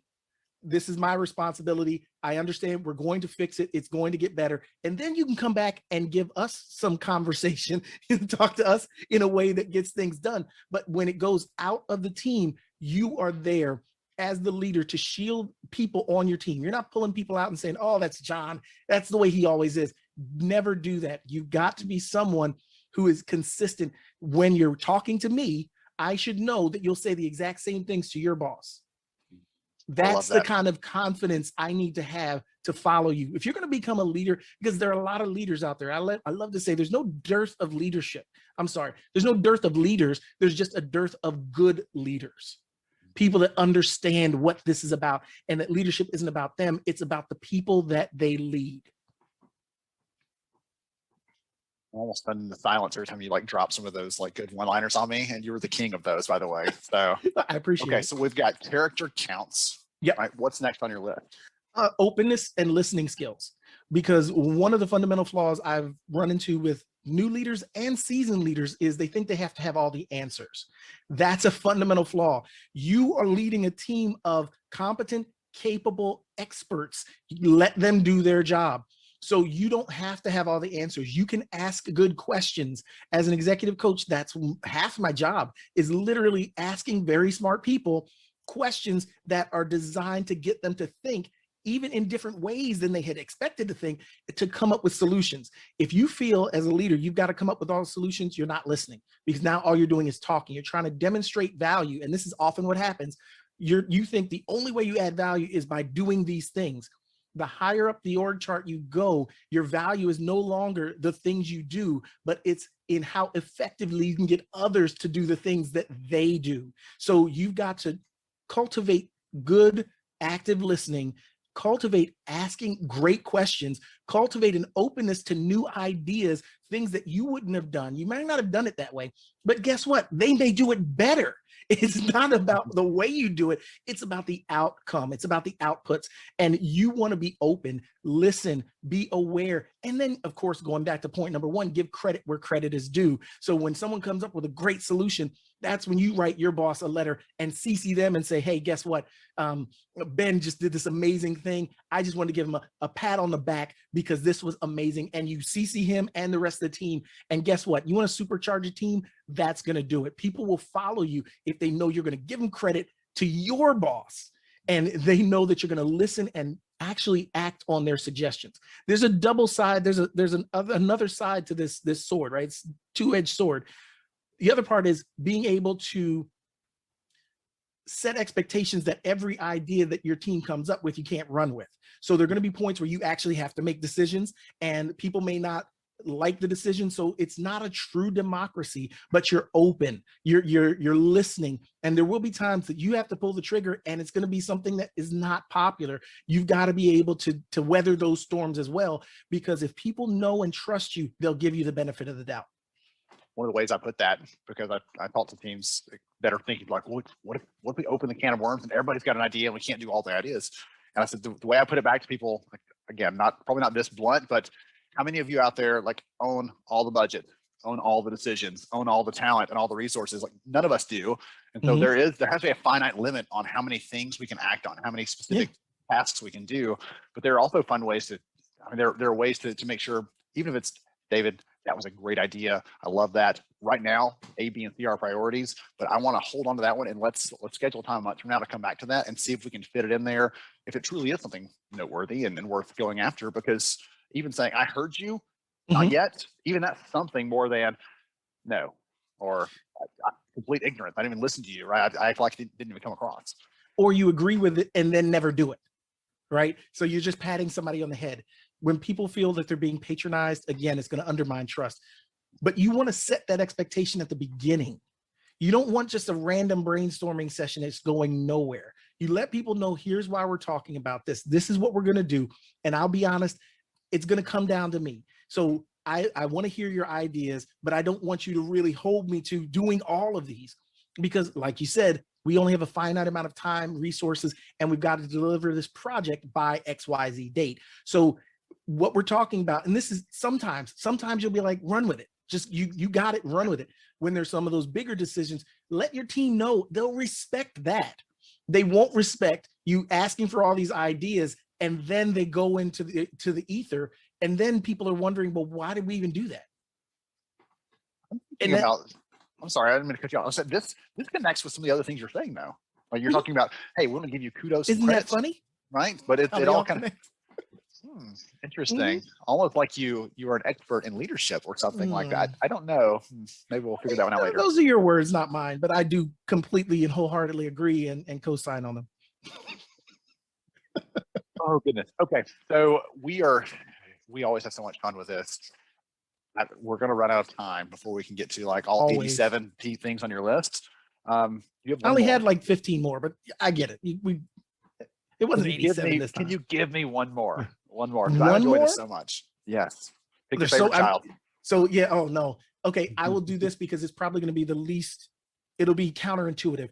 So there used to be a time when people would say, I don't care if they like me as long as they respect me. That time has passed. You need to create connection. You need to get to know your people.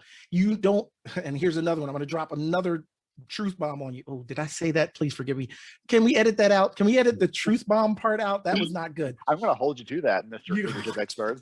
Okay, so here's what you want to do is you want to create relationships and you want to get to know your people individually. You don't lead a team, you lead a group of individuals trying to work together to accomplish a shared goal. If you lead a team, you think you don't have to know people. You're just working on tasks. You lead individuals, and the more you get to know your people, and this is why you sit in the big chair, or you aspire to sit in the big chair, is because the more you know them, the more you'll understand their motivations, and the more you'll understand how to get them to work effectively where they are now, and even help them get where they're going, because that's also a part of leadership. People follow who they like. You have to be likable. I can't tell you how many times I've been in-person classes where I'll say, hey, you need to be liked. And I'll get people arguing vehemently. And then I simply ask them, tell me about your favorite leader, somebody you've worked for. And then I'll ask them a question. Did you like them? Yes. Without fail, they like them. I ask them, tell me about your least favorite leader, your worst boss ever. Did you like them? You did not. I will answer that for you. You didn't like them and you wouldn't follow them. So it does matter if you are liked. It does matter if people like you. And that's an important element to never forget. It's not a popularity contest. People should respect you, but they should also like you. It's not an either or. It's not binary. It's not mutually exclusive. Yeah. Yep. It's not mutually exclusive. They are one and the same. You need to have both. And if you're missing one or the other, if they like you but don't respect you, then what you're going to have is Animal House. If they respect you but don't like you, you're going to get more fear, and you're going to get more of them following along out of a responsibility. I'm here for a paycheck. I like to get things done, and this person get things done, but as soon as I can get out of this organization, I'm out, right? Because they'll respect you, but they don't like you. You want to have both. When you get both of those under your belt, people will follow you because they want to follow you. And again, that's another one. People have to want to follow you. There's nothing you can do outside of, working on you to make people want to follow you. And I think we've given you a couple great ideas here. This has been tremendous. One of the things I told you kind of started out with, how do we become a leader worth following? Yep. Right, but the big thing that was sticking in my head ever since the first time I thought I need to have David back is this idea. I've heard it for years. Basically a company's leadership, a company will never outgrow its leadership, right? The people at the top, if whatever they're willing to do, however they're willing to self-reflect, however they're willing to lead, if they aren't going to grow and develop and adapt over time, then they're going to max out what that company can do, the customers they can serve, everything else. And I wanted to translate that, and I think you've done it so well for people thinking about current leaders, again, in an HR context, or someone who wants to be a leader in the HR world is listening right now. For those of you listening to this, he is telling you so many key things, and so just some of them sound simple. Yes. Are they easy? If it was easy, people wouldn't need someone like David to coach them and guide them and help them to do these things. So they're not simple, and you need to be thinking through some of these kinds of things to really, really do it well. Goodness, I feel like we could talk on this all day, David. I appreciate you so much for hanging out. I know you had told me before we started that you were going to actually offer something to the audience. You want to take a second and do that really quick? Sure, absolutely. So based on my book, Promotable, we have a course called Becoming Promotable, and it's generally $697, but for HR Summer School, we are giving it away at $47 per person, right? So it's like a 93% discount. And basically go to arringtontraining.com. You'll see Becoming Promotable there as a course you can purchase. And then you use the HR Summer School 21 code and you'll get it. HR Summer School 21, no spaces, no underscores, HR Summer School 21 as the coupon code, and you can get it for $47. Awesome. And we're actually right now going to give away 2 copies of that. So the first 2 people that I see, I'm going to try best to watch you, right? The first people that pop in there and tell me one of the things that David mentioned that you're going to do to become a better leader in the next week, in the next month. Pop it in the chat right now. We're watching for that. And I'll grab the first 2 that I can. For the rest of you, that's absolutely available. And that was arringtontraining.com. arringtontraining.com. And you'll find Becoming Promotable. And I'll probably drop a link in the chat. Just do that. Absolutely. Yeah. Let's make it easy. All right. Thank you again, David. I respect your work. I appreciate you as a friend. And I actually hope to see you in person at some point this year. Fingers crossed. I know it's possible now that COVID is gone, right? Oh, unfortunately. Filtering down. All right. Yes, sir. Thank you so much again for your time. I appreciate it. Pleasure's all mine, Ben.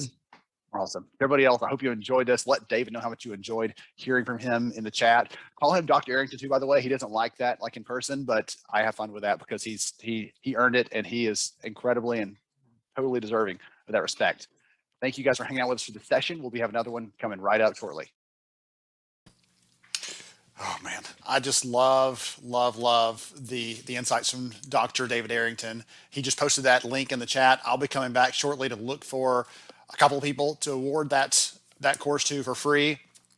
And one of the things that I loved about that, someone actually said in the chat, like, basically, he's giving us so much I can't even keep up with this. You're going to have to go watch the replay just to be able to get all the things, all the insights, I told him he was the kind of the king of one-liners, like so many great insights from that it's hard to even keep track of. But a company will never outgrow its leadership. An HR function, an HR team, an HR department will never outgrow the leadership abilities of its own team. So for all of you, I don't care if you are about to get in, you're excited about your first job, you've been in this for 25 years and you are leading a team or you're an individual contributor, I don't care where you are, what in your career journey, all of us can take some great things from that and use it to influence and support people around us. So insightful. Appreciate you, David. You're an incredible treasure, sir, and honored to know you.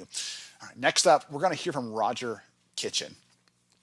Junior. I never threw the junior in there, but he probably would appreciate that if I called him by his real actual name. So Roger Kitchen Jr. He's actually based here in Huntsville, Alabama, just like me. And he's one of the very few people I've had the chance of meeting in person. Had him actually come out to a Disrupt event here locally a couple years ago and share his insights on mental clarity, mental performance, and just again, lots of good stuff coming here. Make sure you're taking notes because he's going to give you some things to think about when you are feeling that burnout, like we talked about yesterday with Jane Jackson from Wistia. When you feel that burnout, he'll give you some ideas on how to disengage and take a breather and literally take a breather. So he'll give us some insights there. I'm so excited to hear from him. I've seen him in the chat already. So he's here, he's engaged, he's already been chatting there. And so without any further ado, let's get Roger Kitchen up here, Roger Kitchen Jr. up here to share with us. Here we go. Hey everybody, welcome back. So excited for this conversation. I actually had, of all the people we're talking to here at summer school, that Roger's probably the one I talked to most recently. And yet I think his conversation, his content, his ideas are some of the ones that are most applicable to every single one of us. So I'm like thrilled. And I told him I even had some anticipation for what he's going to say because I've heard some of his ideas recently, but I'm excited to dive more deeply into them and share them, unpack them here for you as we're talking about mental skills, performance at work, those kinds of things and how they wrap together. So Roger, welcome, sir. Glad to have you. Hey, it's great to be here. Welcome to the audience. Just glad you're tuning in to see what we're going to unpack today. So I really appreciate your attendance today. Wonderful. I'm thrilled because as we're going through this, I hope I'm going to ask them to, but I hope you will too. Like ask the audience to chime in, tell us what they're thinking, tell us what their challenges are. Yeah. Again, you coach people. You don't just talk about this stuff, but you coach people on a team and individual basis on some of these kind of things. And so I'm willing to bet you probably have some insights there as well. So before we get into all of that fun stuff, take a minute or so and tell us more about who Roger is and what Roger does. So I'm the founder and mental skills coach for Power Mental Performance. I started this practice a little over 4 years ago to work with high performing athletes, high school and college. I work with teams, coaches, athletes, either through one-on-one coaching or in a team environment. Many times a team brings me in to be part of their coaching staff to work on the mental game, to learn how to perform under pressure, achieve goals, learning how to increase self-confidence, improve team culture, and as well as, just think about the right thing at the right time all the time. And so the sports world, a lot of people in the business world, they look at people in the Olympics or high performing artists that are singers and musicians. And, anytime there's pressure, whether it's in sports or in your professional life, we have to think about the right thing at the right time all the time. So I've been coaching for over 4 years with teams and individual athletes. And I'm not only the founder, but I'm also a client, as we say. And so I'm a competitive power lifter as a master. I compete on a regular basis. Just got done with a competition that qualified me for United States Powerlifting Association North American Championships coming up in October. So I put into practice what I preach in my day-to-day work and as well as in my competitive environment. That's tremendous. That's exciting. And congratulations, by the way, on that. I had no clue that was also a bit of news you're going to drop here. And that's so exciting to hear. Yeah. So some people fish, they cook, they garden, they run. I power lift. So, but it's something I love and have been doing it for a while. That is so much fun. Awesome. So let's make that, you kind of alluded to it a little bit, the kind of parallel between the performance of an athlete and the performance of someone at work, right? So when we think about an athlete, we think about, right, they've got the muscles, they've got the speed, they've got the technique, they've got something physical, and that absolutely plays a role. But increasingly, the research I'm seeing and from insights from people like you, I'm getting the fact that mental performance is a big piece of that. It's a big chunk of that puzzle, and we've taken that for granted. We've assumed it wasn't as big of a piece, or we've overlooked it. I don't know what the reason is, but mental is as important as the physical piece. Is that true? Talk about that. No, that's absolutely true. So if I ask, I'll ask the audience, when you think about your day, what percentage of your performance at work is mental? So I'll think answer that about one. it. I can answer that one, like all of Okay. it, basically, right? Yeah. I'm not judged on how many push-ups I can do or some physical thing that I'm doing. It's all, for me, it's all like what I can come up with, the creativity, the ability to respond, having conversations with people just like you. So for me, it's all of it. And that might be Right. high, right? But for, I imagine it's pretty high for people, right? Yeah, so depending on who you talk to, they'll say 80 or 90% of their performance is mental at work. And most people don't think about it like that. But, you know, when you think in HR, some positions are very transactional, right? Let's think about benefit season and re-enrollment. And there's just a lot of transactional things that have to happen. And there's so many one-offs that can happen and slow that process down. And people don't sign up for the right benefits. And I mean, the call centers just get inundated with, and you're just chunking out work, and it's not easy. What percentage of that work is mental? 80 to 90% of it, because mindset matters. Our performance follows our mind. What we think about matters. How we show up to work every day matters. What our attitude is like matters. What our effort is like. How focused are we? Are we distractible or are we focused? And so 80 to 90% of our work day in, day out is mental. And it's becoming increasingly more important within the workspace because there's been so much attention, especially with COVID. COVID was the game changer, I think, for people like me wanting to see HR really take a solid step forward around health and wellness. We've always done health and wellness programs, but now we're really starting to get into the mental health of our employees and developing programs and having a really robust EAP program and really even bringing people like me on staff to work in terms of a human performance, mental performance type of aspect. Mindfulness is really becoming important. So I think companies are now seeing the benefits of it. It slows attrition down. People are more engaged. They're more productive.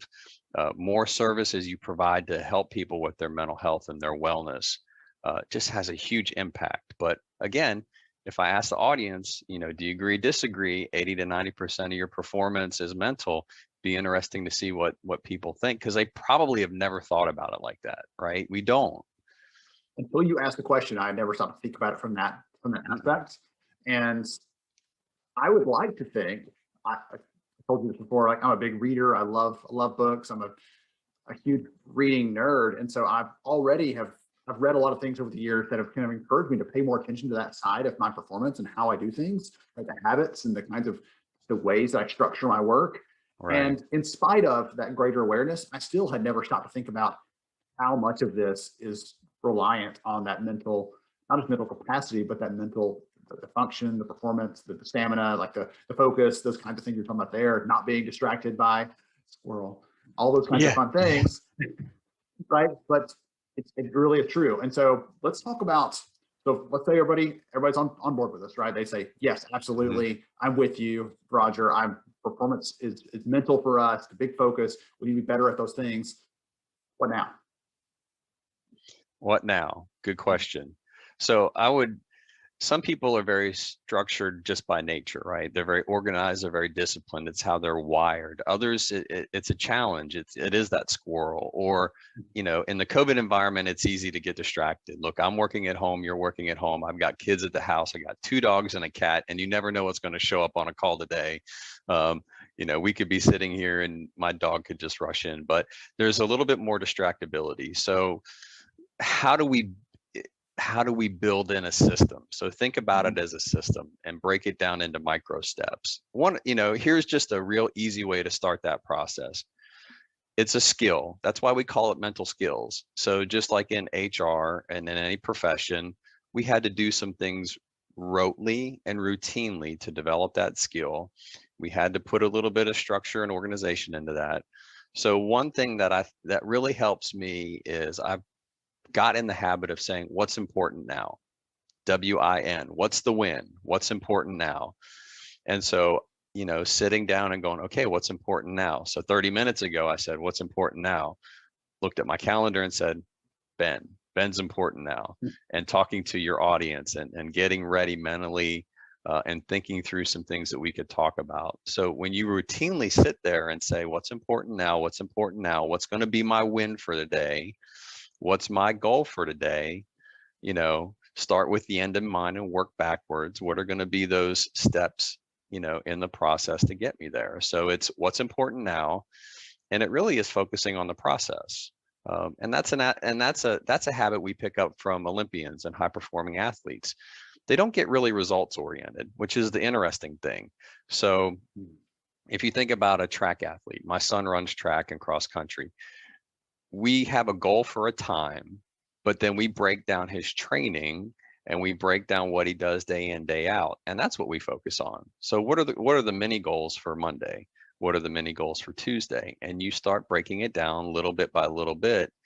And you honestly, because one of the things we have found in sports psychology is when you focus so much on that goal and that result, it actually takes you out of the zone you want to be in, because you're obsessing over the result or the goal versus being laser focused on what the process is to get to the goal. High performing athletes only focus on process. And so how does that work in my day to day? I set my goal for the day. I know what I want to accomplish, but then I break it down into small chunks and I focus on the process to get there. So it could be an hour by hour thing. What's important now for the hour? Accomplish that. What's important now for the second hour? And you have to develop it. Be compassionate in the process, because we all will get distracted, squirrel, you know. Wife comes in, husband comes in, son, daughter, fill in the blank. There's always something distractible. We all get those emails or calls. Hey, can you fix this right now? And it kind of blows our calendar up. But then you regroup, you come back to what's important now, and you focus on the process. And you just got to take those baby steps to it's skill development 101. And it's just sticking with the process and having a little bit of an enduring spirit, a compassionate spirit. You know, if you make a mistake or don't get to where you want, don't beat yourself up, just kind of move on to the next. And over time, you will develop that mental skill. I love that. Looking at it as a skill, right? Think about it like a muscle. You've got to build this. No one is born with the ability to say, this is a decision point in my day, and I'm going to have to make a choice here between A and B, and they're very clear and understandable paths. Most of the stuff we do day to day is not that clear. It's undefined results, right? Or the path may be a little bit fuzzy, and we've got to make these decisions sometimes with limited information about what's going to actually happen at the end of this, things like that. One of the things you said though, the win, what's important now, asking yourself that question. And I encourage anybody listening into this, think about that as you're going through your day. Like, when is the best time to ask that? Right? When's the best time for you to stop and say, what's important now? Like, you finish a big meeting, right? Or after you finish a call, when you take a break from your inbox, right? Things like that. There's a book that I love that you'll appreciate, Roger. Probably recommended it last year actually on HR Summer School, because I love it so much. It's called 2 Awesome Hours. And in the book, 2 Awesome Hours. Yes, in the book, the gentleman that wrote, he's a doctor, but he writes, it's very down to earth, and it talks about how you make decisions day to day and how you perform at work. And so it's very much aligned with the conversation. One of the things he says, in what's important now, stuck with me, is he says, one of the biggest things you got to get a hold of, it's not that you've got to suddenly snap your fingers and have a great habit focus, or snap your fingers and just be really productive. It's when those decision points come up, you have to see them and intentionally choose a path.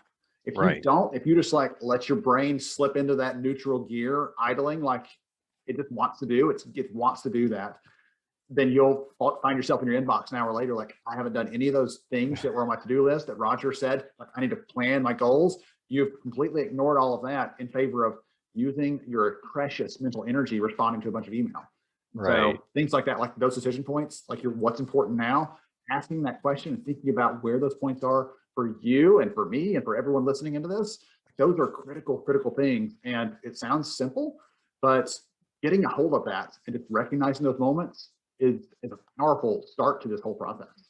Oh yeah. And again, it's a process. You develop that habit and it does get easier and it helps you stay focused because when's the best time to focus? Well, when you lose focus. And so it's like when do you realize you lose focus? You realize you lose focus when you lose focus. And people will go, oh I just kind of vegged out for 15 minutes. Let me get back on track. What's important now and work your process. And the cool thing about focusing on process is the results end up taking care of themselves.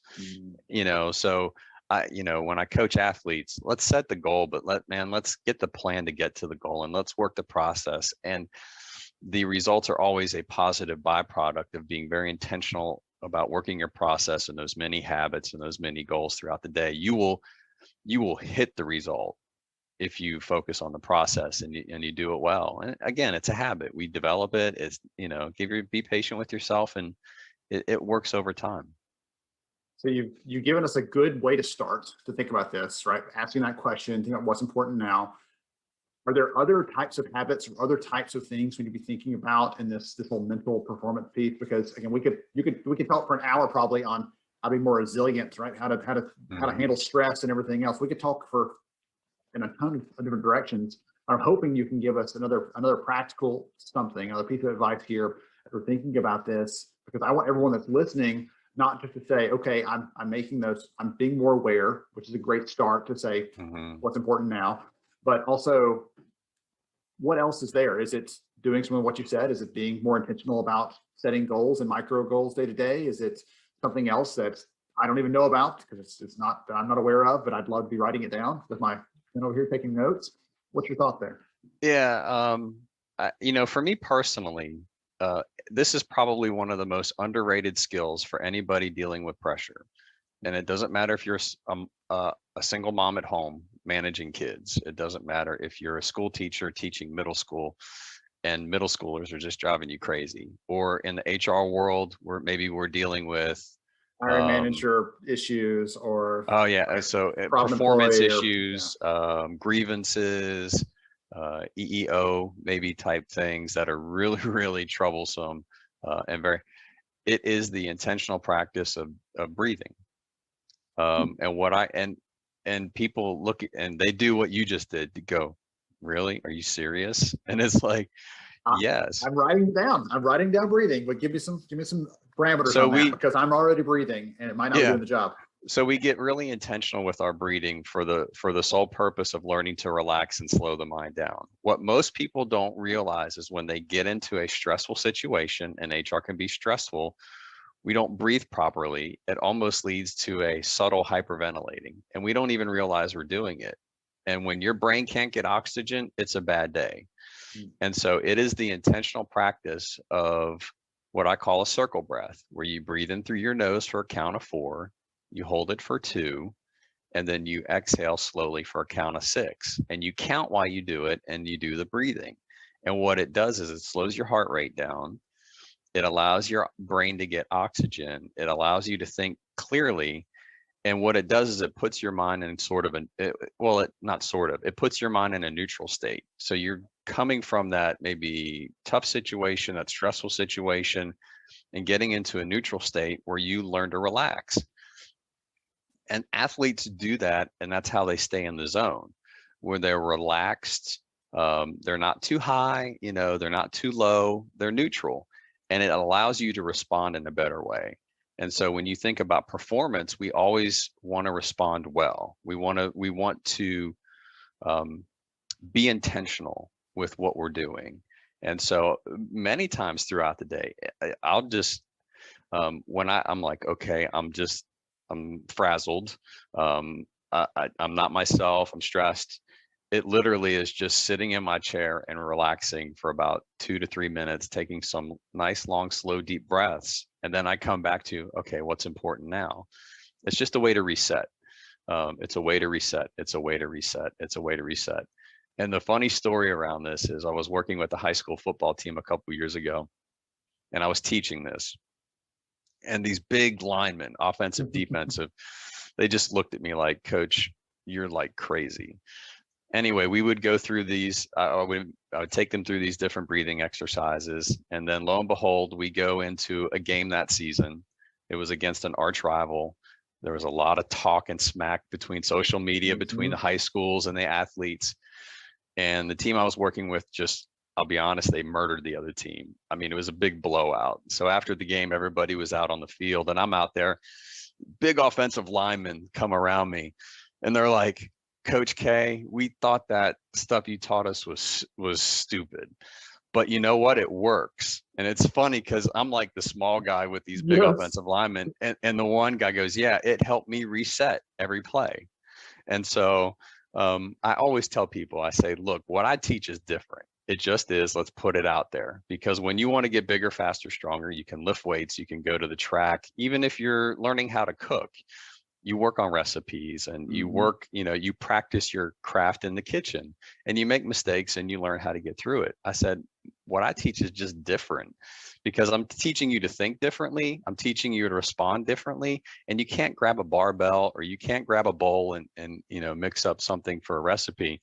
I said, you're working internally inside your head with your emotions and feelings. I said, so it's just going to be different, but keep an open mind, practice it. Get into a place, let's just say it's going to feel weird. It's going to feel disingenuous, but be vulnerable to go there. Just open up and trust the process and just have an open mind and stick with it and try it. So the breathing, coming back to your question, has always been big for me. And I love it. It just helps me stay centered. It helps me reset and it helps me perform. I'm going to be using that for my mental performance as a parent, of course, for small children. And I'm going to look. Every HR professional in the audience should be practicing circle breathing 4-2-6 every hour on the hour because of what they may see through the day. Yeah, absolutely. Like it's one of those things that sneaks up on you. Like you said, even you. Captain skills coach over here, even you get caught. Sometimes you're like, whoa, I've just gotten a little bit too much, a little bit overstressed and need to just back it off a little bit. And so if it happens to you, absolutely, right, it happens to us. And building the habits, that's what I wanted to get out of this conversation. I think we really touched on a couple of them that matter. Building those habits, building parts of this that you come back to. That falls first, yes, weird, strange, different, right? I gave you that look a little bit when you said it a minute ago, but I wrote it down, right? 4-2-6. Yeah. Because this leads to new and different habits. If you want to keep getting what you've always gotten, keep doing what you've always done. And there's another way of saying that. You want to try something different, you want to feel different, try something different, and you'll get that. So if someone wants to know more about you, Roger, the work you're doing, just to connect with you, obviously you can click on his name right there in the chat and connect right over with him here on LinkedIn. But is there anything else you'd like to share before we wrap up? Yeah, so I want to go back to one other habit before I give out my information, if that's okay with you. Sure. So I'd say the other thing for the people in the audience, and this is a big one, control your controllables. So think about all the stuff we think about. When we start feeling stressful or anxious, we're probably concentrating on things we can't control. Crazy coworker, crazy boss, stuff going on at the house, fill in the blank. There's all kinds of things that we can't control. And so I'd tell people on a sheet of paper, put a line in the middle, a line across the top, and make a list of everything that you can control and make a list of everything you can't control. And you'll see that list of uncontrollables is huge. When you look at what you can control, it's a much healthier list, and it really falls into 3 buckets. It's attitude, effort, and focus, because those are things I can't control. And you train your mind to stay on the controllables. So I think this will resonate really well with our HR folks. Just control what you can control, and you take your mind away from things you can't control. And then the other habits of the win and the breathing make those controllables easier to execute. So just one final parting shot on another habit to develop. Absolutely. I'm always a sucker for one more good tip or piece of advice. So thank you for that. Yeah. So contact information. I'm on LinkedIn, Roger Kitchen. So you can see my profile. My company's also there, Power Mental Performance. So if you just search for either of those, you can find me. I'm also on Instagram, Roger Kitchen Jr., and then Facebook, Power Mental Performance has a page there as well. And then all my contact information is in those locations, and people can reach out to me. And I'm accessible by phone, text, whatever. And we just love to connect with folks, help them improve their 80 to 90% mental performance at work. And look, let's get to it. Let's control our controllables. Let's go for the win for the day, and let's work our process. And don't forget to breathe while we're doing it. Awesome. Wonderful. Roger, I appreciate you so much, sir, for joining us, for sharing your wisdom, your expertise, your passion for this space and for this conversation, because I think, again, as I kind of pointed out at the very beginning, nobody probably said, hey, I can't wait to go to an HR event to learn about mental skills. And yet it's something that every single one of us can put into practice, not just next week, but today and tomorrow and every day after that. So I appreciate you for hanging out with us, and everybody else. I hope you enjoyed the conversation. Be sure to click over to Roger's profile, connect with him, follow him in all the places, and we'll catch you with another conversation on HR Summer School coming right up. Okay, so you made your notes, right? What's important now, right? Focus on the process. Focus hard on that process, what's happening, and then control the controllables. 3 great sets of insights there from Roger, and things that I'm taking to heart, things that I hope all of us can use as tools and help us to work through the things that we're facing every single day at work, at home, in life overall. As I was listening, I was like, wow, there's a theme through the day of controlling those things we can, and the things we can't. The more time and effort we spend focusing on those things that we can't control, the more stressed out we become.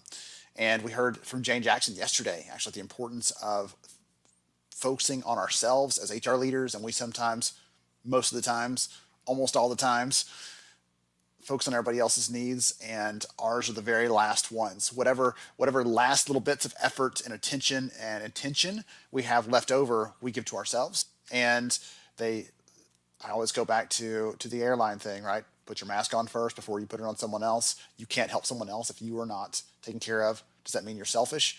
Not if it's just, I've got to get through this, and I've got to be able to make sure that I'm able to perform my best and able to do the things I need to do. As again, Roger's that's the focus of his conversation is how can I perform my very best?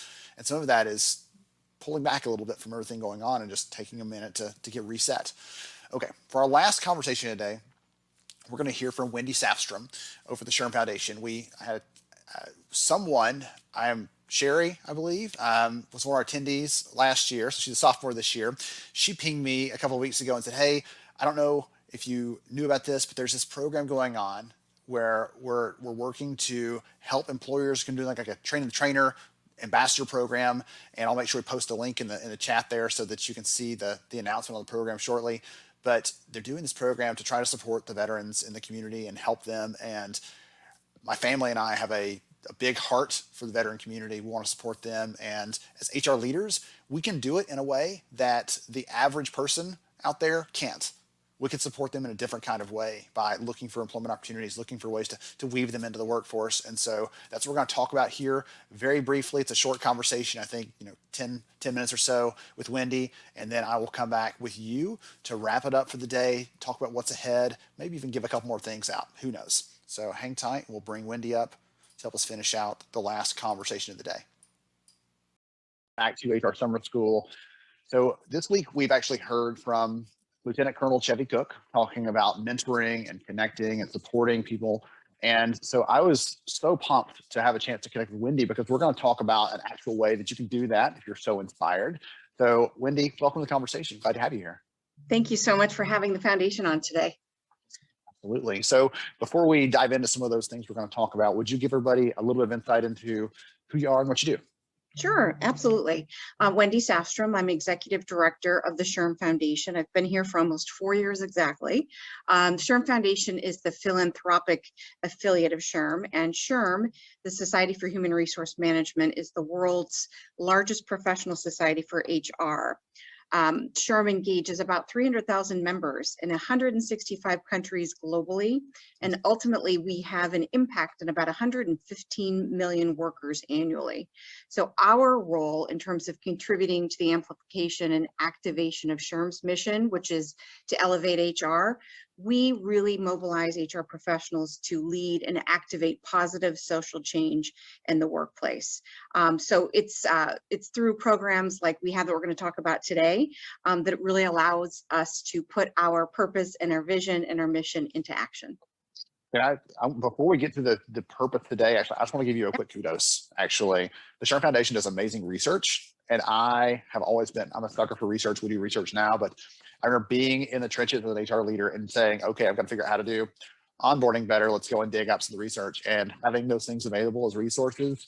Not only did I use them personally, but when I was a board member for my local chapter, we would actually pass out some of those things to our people. Like, by the way, did you know this was actually there? And they're always like stunned. Like, where did this come from? And so, like, just a quick heads up, if those of you are out there thinking about how do you modernize your practices and things like that, the SHRM Foundation puts out amazing research that's just incredible. So thank you for that plug. Dr. Alex Alonso, who leads all of our research and certification, would appreciate that, as do we.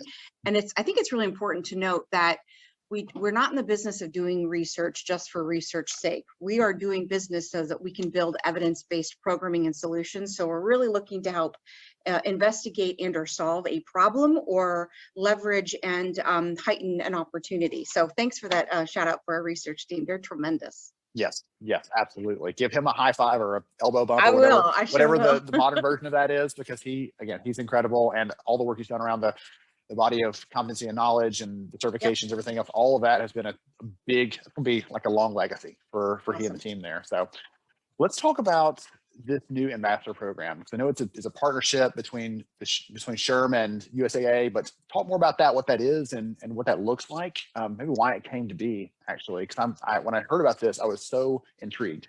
Yep. So we're working on our ambassador program, as you mentioned, and a couple of years ago, well, we kicked off the Veterans Initiative, or Veterans at Work Initiative, in the fall of 2018, and it's really, and has been, because it was the first initiative that the foundation launched, we kind of transformed who we are and what we do about 3-4 years ago. And that was the first program we launched. And we started with recruiting what we called inclusion captains. And so those inclusion captains were individuals who would receive special kind of train the trainer training, if you will.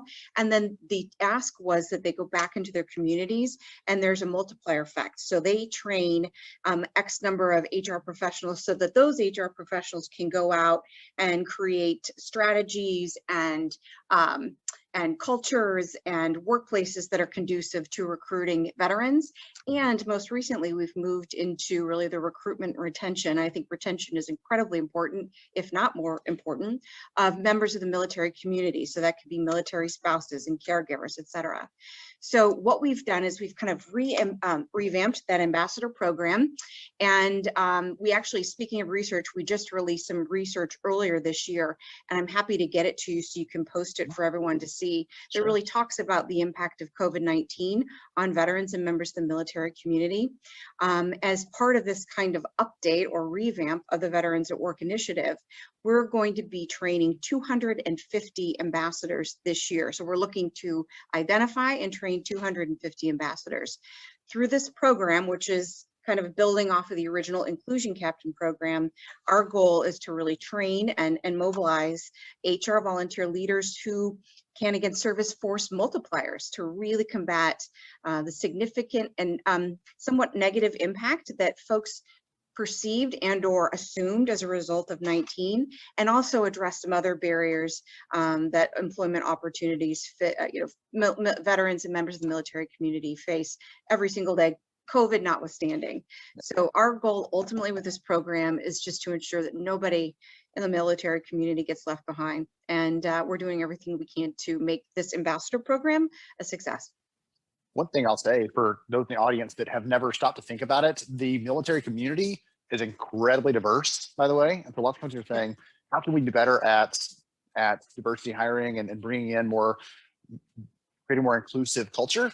And hey, guess what? You have a community right there, ready-made, that you can tap into and figure out how to serve and support them better. So what does this ambassador role entail, and how does someone actually get more information about that? So an ambassador, and actually I'm glad you brought up the diversity. Just really quick comment about veterans. One of the first meetings I went to, I attended a panel of veterans, and I looked at the individuals up on the stage and I thought, my gosh, I was misinformed in terms of what my my lens was in terms of how diverse. I had not really realized that members of the military community are. And one of the reasons why this program and recruiting from this talent pool is so important is exactly what you just described, because one of the most effective but least utilized solutions to addressing gaps in your diversity, your equity and inclusion strategy is to hire and retain workers like veterans and members of the military community. So thank you for saying that. In terms of the ambassador program, we'll go ahead and provide you a link. We're accepting applications. We've written a little bit of a job description because this is on a volunteer basis. And we've got running cohort individuals joining cohorts of ambassadors, and we provide you kind of one-on-one, very specialized training. So again, you can go back out into your communities and be a force multiplier to really inspire other HR professionals to commit to hire at least one veteran or member of the military community. Our Veterans at Work initiative, there's a special link on it, or to it, excuse me, from shermfoundation.org, and it will provide you all the information that you need. And certainly you can always reach out to me. We can provide my contact info too. Awesome. We'll make sure I'll put Wendy's LinkedIn profile there in there so you can connect with her. Awesome. We'll get the link to the actual page on the website in the chat right now, so you can go and check that out, and you can learn more about the ambassador program. Because Wendy, you are coming into this a little bit cold, right? This is our first time to actually connect. Yeah. And one of the key tenets of summer school, one of the top 3 things we're trying to do is to inspire the community. So you used that word a second ago, right? Not just, we can give you tools, right? We can give you a process, we can give you a program, but if we can inspire you to go out there and make a difference and to have an impact and to take the things that you're learning to use the term force multiplier a couple of times, but I love the idea of if every person touched 2 people, that's incredible, right? That's a positive kind of pandemic, and that's what we all want to see there. Anything you want to say to kind of wrap this up and kind of highlight the importance of this, or anything else we didn't cover you want to make sure we touch on before we finish? I would say now more than ever over the course of the last year and everything that's gone on, in the globe, our commitment as the SHRM Foundation to these untapped pools of talent. We have programs similar to our Veterans Initiative for individuals with criminal records who have been formerly incarcerated, and a program for individuals who are differently abled. These folks, these people, if you will, these audiences bring tremendous opportunities and levels of talent at all different in all different kinds of variations. They have different life experiences, but ultimately that's what contributes to an inclusive and an equitable workplace and a workforce. And I really encourage you all to check out all of the information and resources that we have on our website. The first step in all of our work is to do exactly what you just described, which is to inspire others to take action. And that's our short-term metric from a return on investment kind of perspective. And if there's anything we can do to continue to inspire you, or for you to take your information back into your places of business, or certainly share with your colleagues, we'd love to have a conversation and share any kind of information we have. Wonderful. And I meant to do this at the very beginning, but right now, really quick for everybody listening into this, if you are a veteran, if you have one in your family, if you've ever hired a veteran, just pop their first name in the chat there really quick. I want to just give you a kudos and a shout out to all of them, because we over here at Lighthouse and Summer School, we love the veteran community. We appreciate every single one of them for their service. And I know that Wendy and the team at SHRM does as well. Thank you so much to everybody out there for what you're doing and what you have done. And we're so excited to try our very, very best to bring back some support for that community to help get them into the roles that we need filled. So Wendy, I appreciate you for hanging out with us, for sharing your insights. And I'm, again, research nerd over here. I'm super passionate about the work that you and the team are doing. So we really appreciate you for stopping by. Oh, thanks so much for having us. And I too am a research nerd, so we can share stories later. Awesome. Wonderful. Everybody else, Thank hang you. tight. We'll be finishing up HR Summer School for the day shortly. All right. So everybody is posting right now about the people, yourselves, someone you know, someone you love that is a veteran. And so I meant to start off with that. Thank you to every one of you.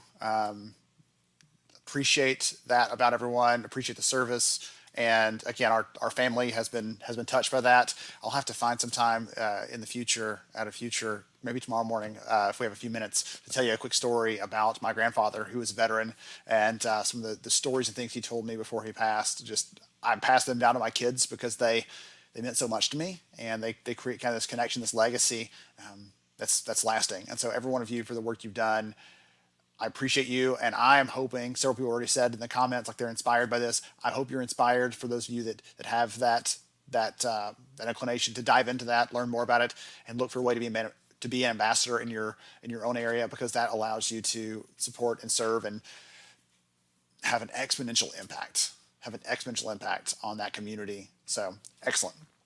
Okay, that's our last content for the day. So yesterday we went a few minutes over. Today we're a little bit early. It's going to be fine. So just a couple quick announcements of things to wrap us up, and some things you want to know. We're going to do some giveaways shortly. Day 2 is in the books. It was a fantastic day. I'm both like exhilarated and slightly exhausted over here from making a ton of notes that I can't even read. My handwriting is atrocious. Thank goodness for PowerPoint. So really quickly, just to say thank you to our amazing sponsors: People Strategy, Fuel 50, Lattice. We appreciate all of you. Swag.com. People were loving the giveaways and stuff today.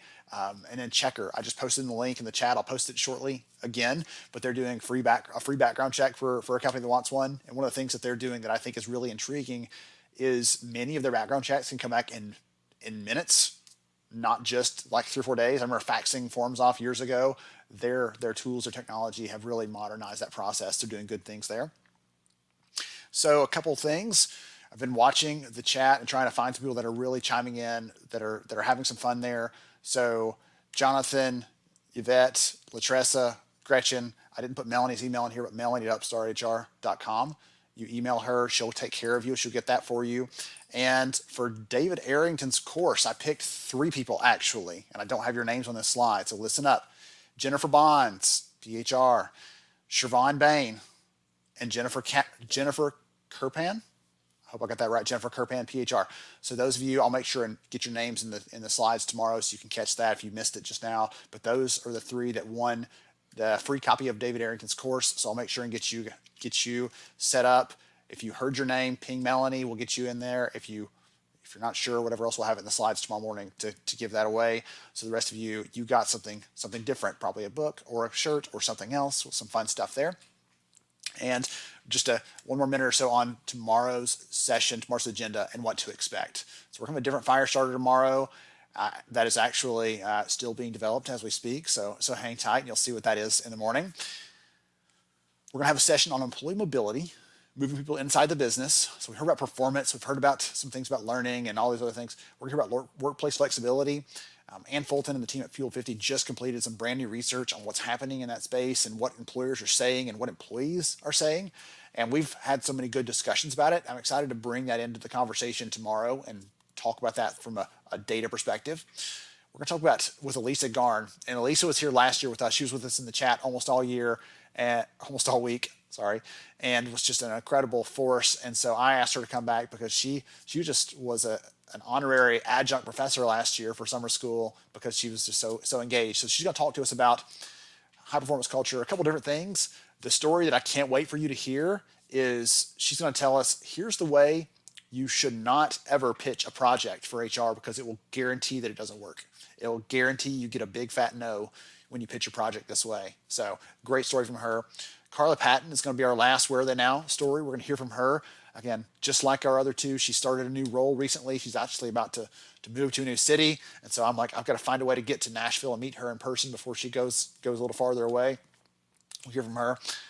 Brock Edwards, who is the head of learning and leadership at Baylor University and an amazing HR professional that I've known for many years. He's going to be here talking about celebrating the strengths of your people and some innovative ideas there. Some tangible things we can do. And Cheveso Cook. So I mentioned his name in that last session. Chevy Cook was here last year. Some of you might remember him from that like Greyhound picture of the screenshot on his slides. He was such an inspiration. He recently, listen to this, he got his PhD. He got promoted to lieutenant colonel in the Army, and he is now the speechwriter for the Secretary of the Army. So he's an incredible person. He'll be here talking with us about mentoring for impact and how to lead to better impact as part of this.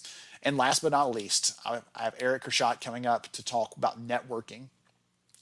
We're doing that this week. That's part of this experience, and I'm so glad every one of you are here. Each individual person I'm watching and trying to communicate with as many of you as I can. I'm so excited to have Eric here because he's actually built out a community to do that in like local chapters and local groups. They started in Chicago and they've expanded across the United States, and maybe, who knows, international is on the horizon. So we're going to talk about those things and some ways we're going to be working together to help bring that sense of community to all of you, to help continue this idea of summer school and make it this long-lasting impact, and not just something you have to look forward to once a year maybe. We'll see what comes up with that. So lots of good stuff coming ahead. I am so excited about it. I am so honored to have the opportunity to serve you and bring you these amazing speakers and insights throughout this event. I'm thrilled by just the platform and the opportunity here. I can't wait to be here with you tomorrow. I can't wait to learn alongside every one of you. Until then, remember, you have value. You're important. You're doing great and valuable work that the world desperately needs. And you have a community here that loves and appreciates you. So have a great day. Thank you so much. And I will catch you tomorrow.